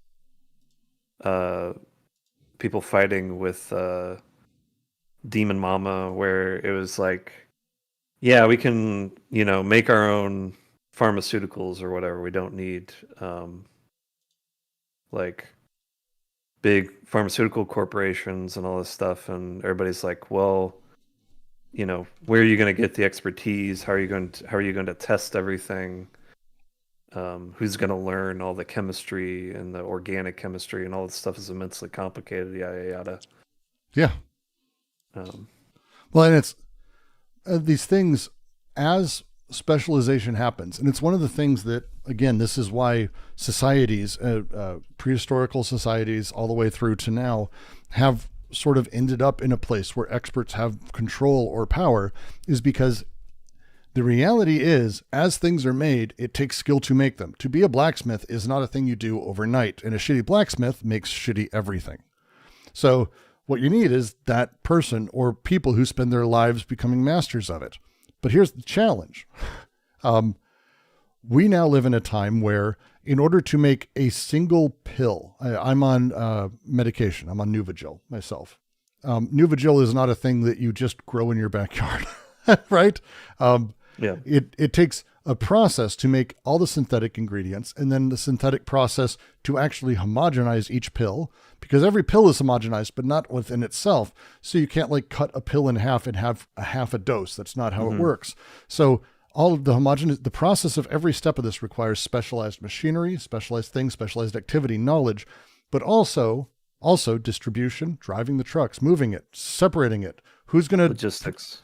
Everything that is ensconced into that, every piece is its own expertise at this point. And as we get to more and more people, this is again part of the basis of capitalism. More and more people exist, and they will continue to exist, more and more and more people. These things are necessarily going to get more complicated. Like, things are not going to get simpler. Every step of the way, things are complicated. Nobody can be a generalist. Nobody can be a jack of all trades. Yeah, there's no such thing as that anymore. And there kind of never was. We fantasize about it. But the idea of the person who can do kind of everything disappears more and more as we start learning more and more about the reality of the difference of all things and the multiplicity that exists and how specialized all of these abstractions can become. So as we do that, that process necessitates more than one person. So let's say 2 people. Let's say 4 people. And now I'm going to just do Wittfogel. This is Wittfogel's argument. At some point, we have enough people that we need more water than 10 people can go get from the river. We are at the point where the farming requires irrigation. We're at the point where fountains or baths or showers or sewage need to be taken care of. We need water coming from everywhere. And it can't just be a bunch of people going with pots all day back and forth. So we need to build something, an aqueduct, you might say. How do we do that? Because the people who are working on the aqueduct are now not doing other work. They need to be paid. They need to be taken care of. We can't let their families starve. They're doing some of the most important work to help us continue moving forward. Now you have a manager.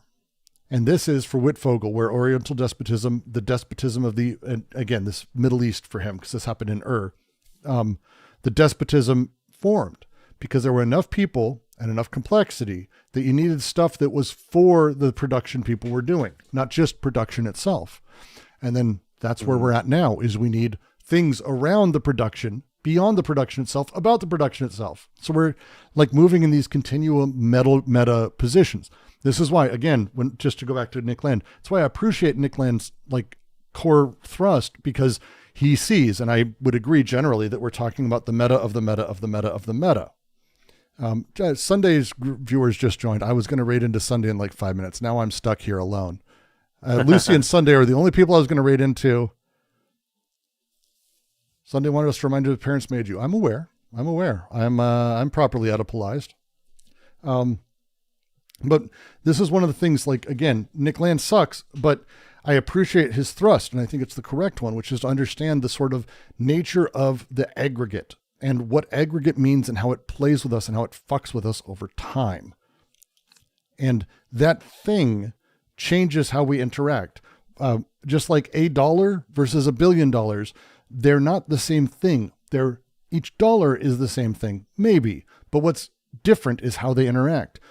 10 people versus 1,000 people in vacuums are fine.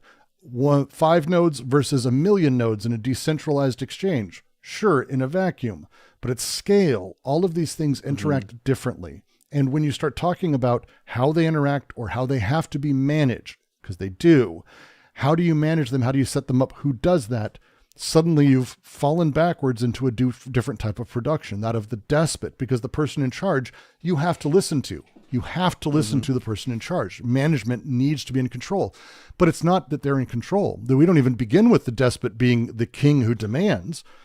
Chiefs of old, as they write, and as Godelier and Grial write, the chiefs of prehistoric tribes, they didn't sit there and go, yes, I'm chief, I kill you now. Like, that's not where they are at. Instead, the way that chiefs operated was kind of actually in debt to society more.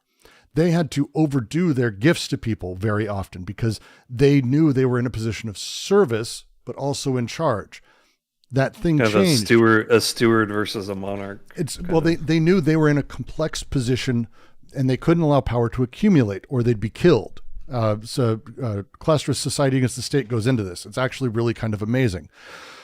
But you keep making your move. When you get into the despotic, that move of, hey, I'm going to manage the aqueduct.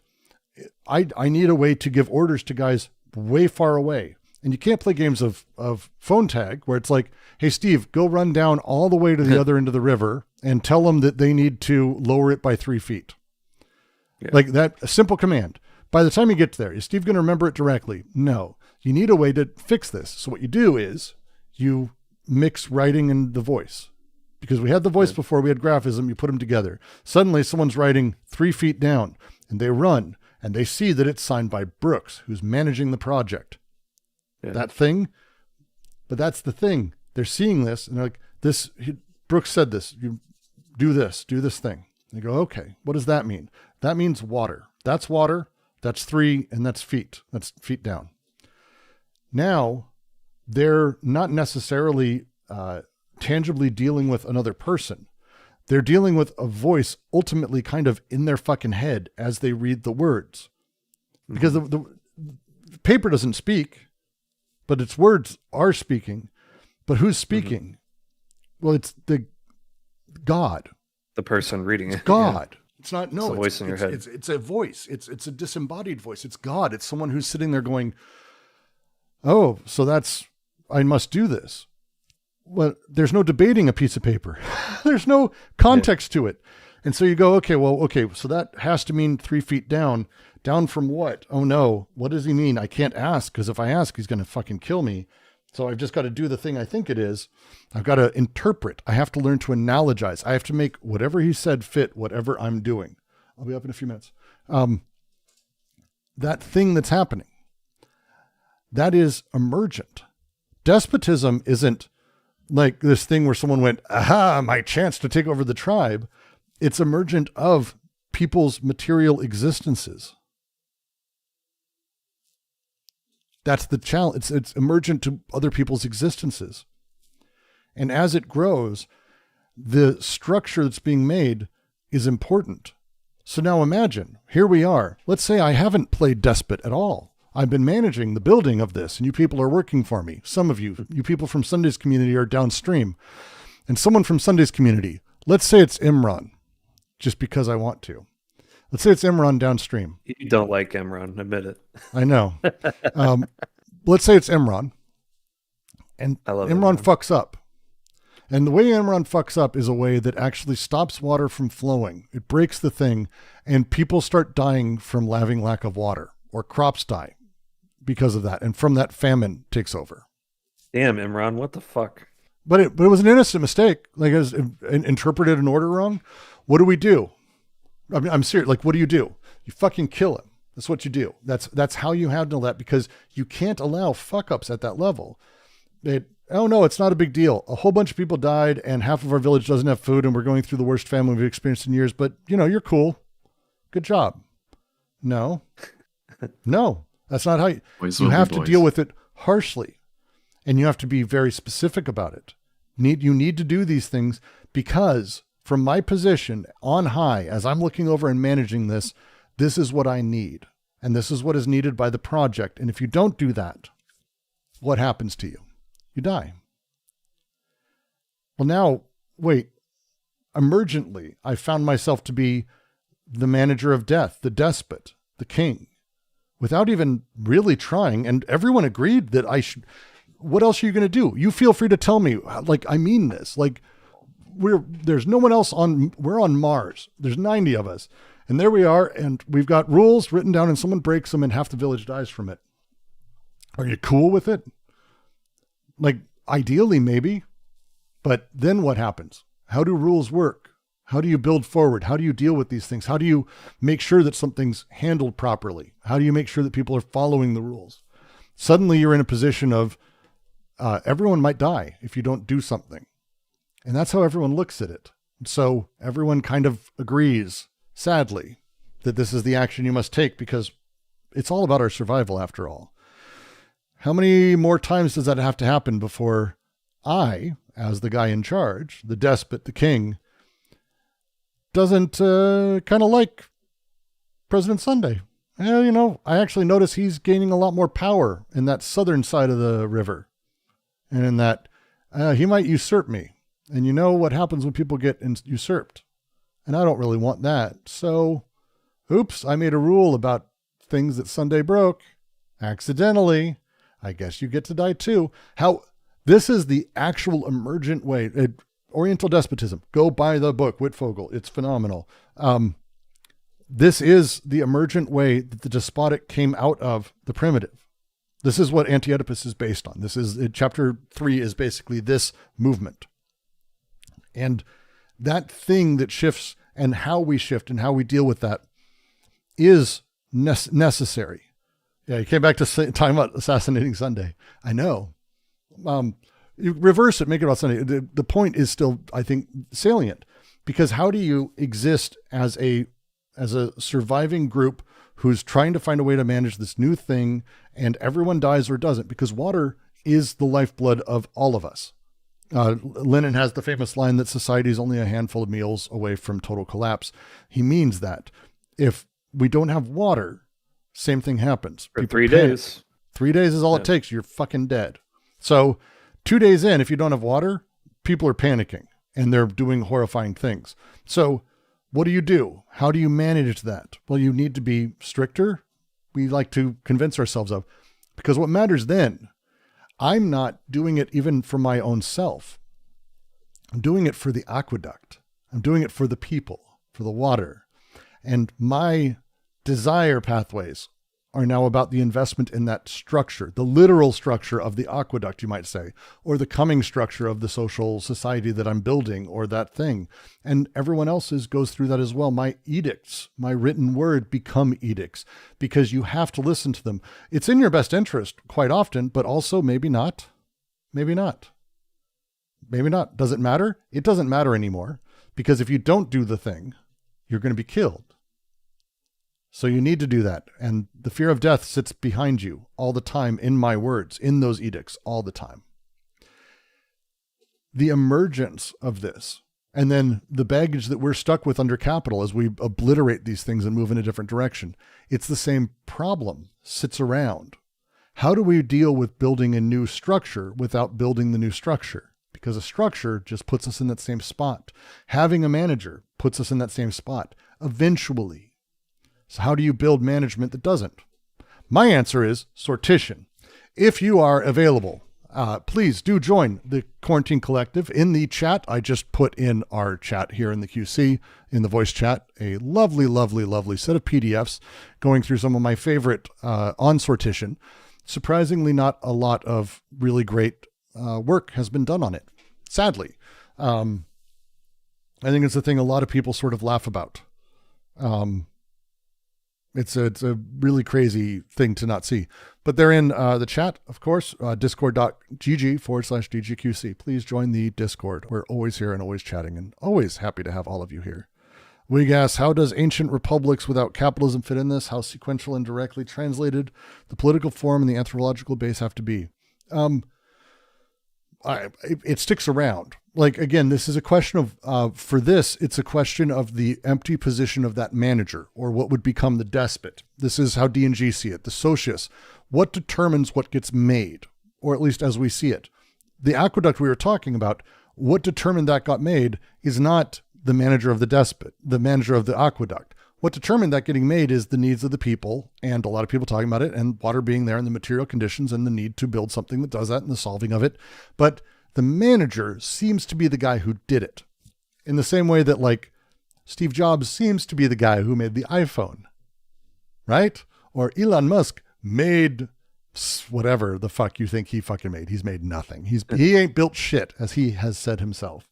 So that thing that's happening translates. And because that position is what matters, that symbolic position, the question is then not necessarily how does it translate to other things, but instead, how do other things become ensconced within that symbolic position? Because the despotic curves its head in a million ways. The symbolic is able to find a way to have that empty position be the center of it. And then Greece did this. The position is what matters. The position is what matters. It's not even the person. Again, the position, it's symbolic. And this symbolic disconnection, because again, it's not at the end of the river, they may be talking about Brooks as Brooks, or they may know me. They're talking about the position I have, not really Brooks. In the same way that when we say mom, you're not talking about your mother whose name is Judy or Heather or Janice or Steve or whatever the fuck. You're talking about mom, the position of mom, which is empty, symbolically, necessarily, not lived. There's no lived position that's symbolic. That disconnection is where we start to see a lot of this problem come from.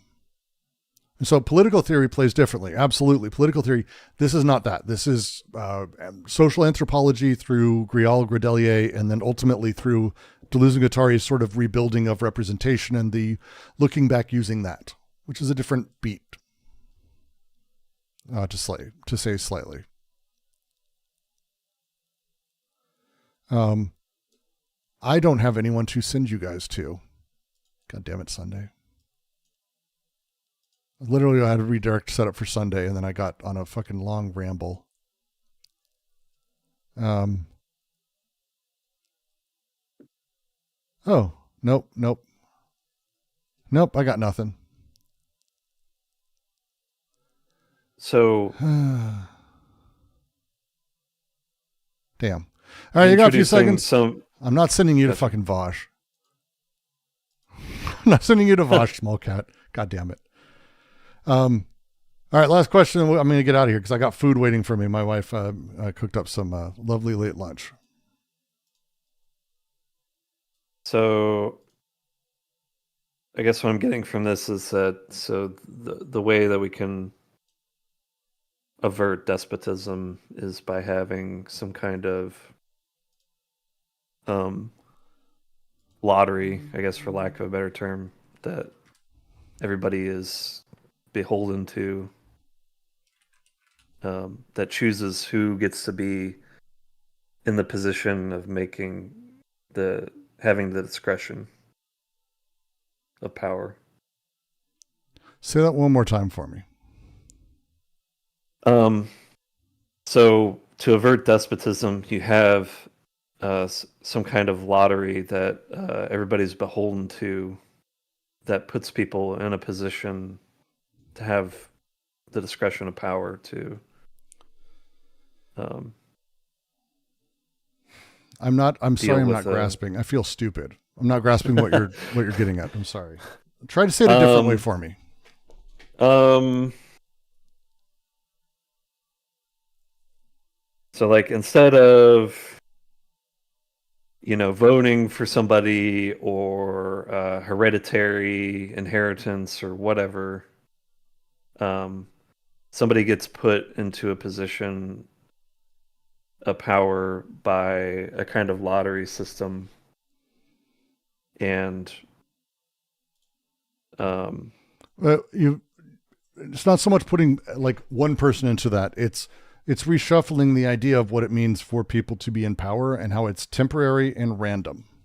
And that's the part I think that's more fascinating when you start talking about how these things can play and how you can kind of do these things. Right? Does that make sense as I'm saying it? So like, yeah. Again, the easiest way to talk about it is to start from a position of like the people's council type of mentality, where something in your town, something in your needs a vote, but they don't really want to put it to a large scale vote because it's very expensive to do like a full scale citywide vote.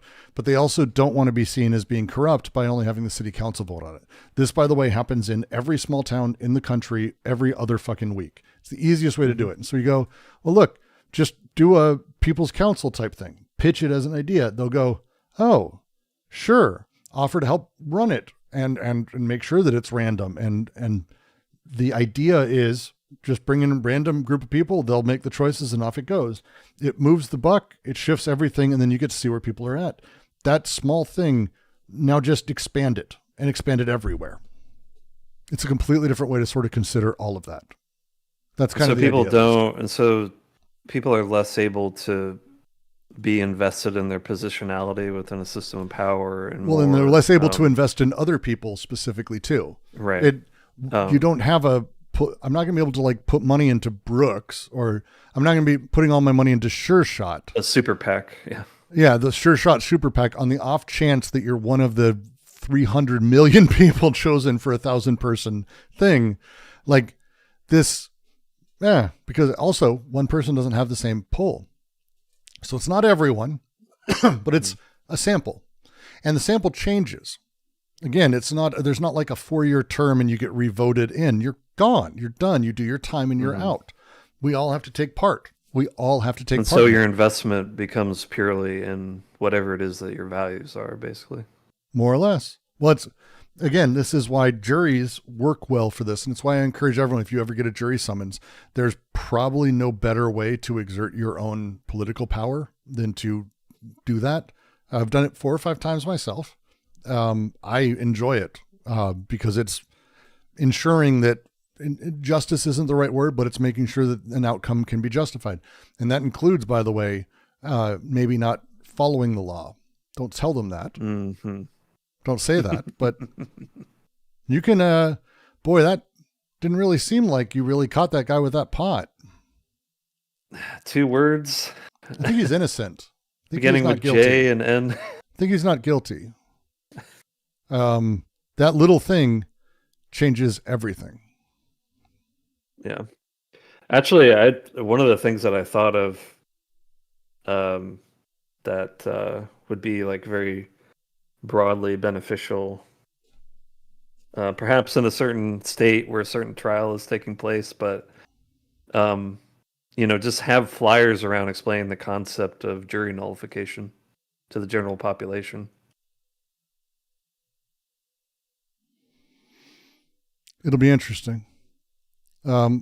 Please do read. I'm going to now do my outros and get the fuck out because I'm starving. Thank you for joining. As always, highlights on my week. Please do subscribe, all that fun stuff. Send super chats. join as members. All that stuff's fun. But of course, the biggest thing you can do is to join the Discord, discord.gg/DGQC.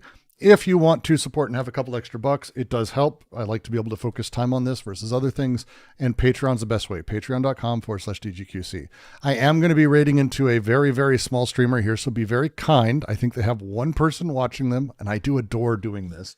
And they are, they're playing they're playing a good game. So give all the love that there is to VegCom. And say all the very, very nice things. And if you're dicks, I will ban you from watching my stream. And because I am a despot, ultimately. We'll see you next time.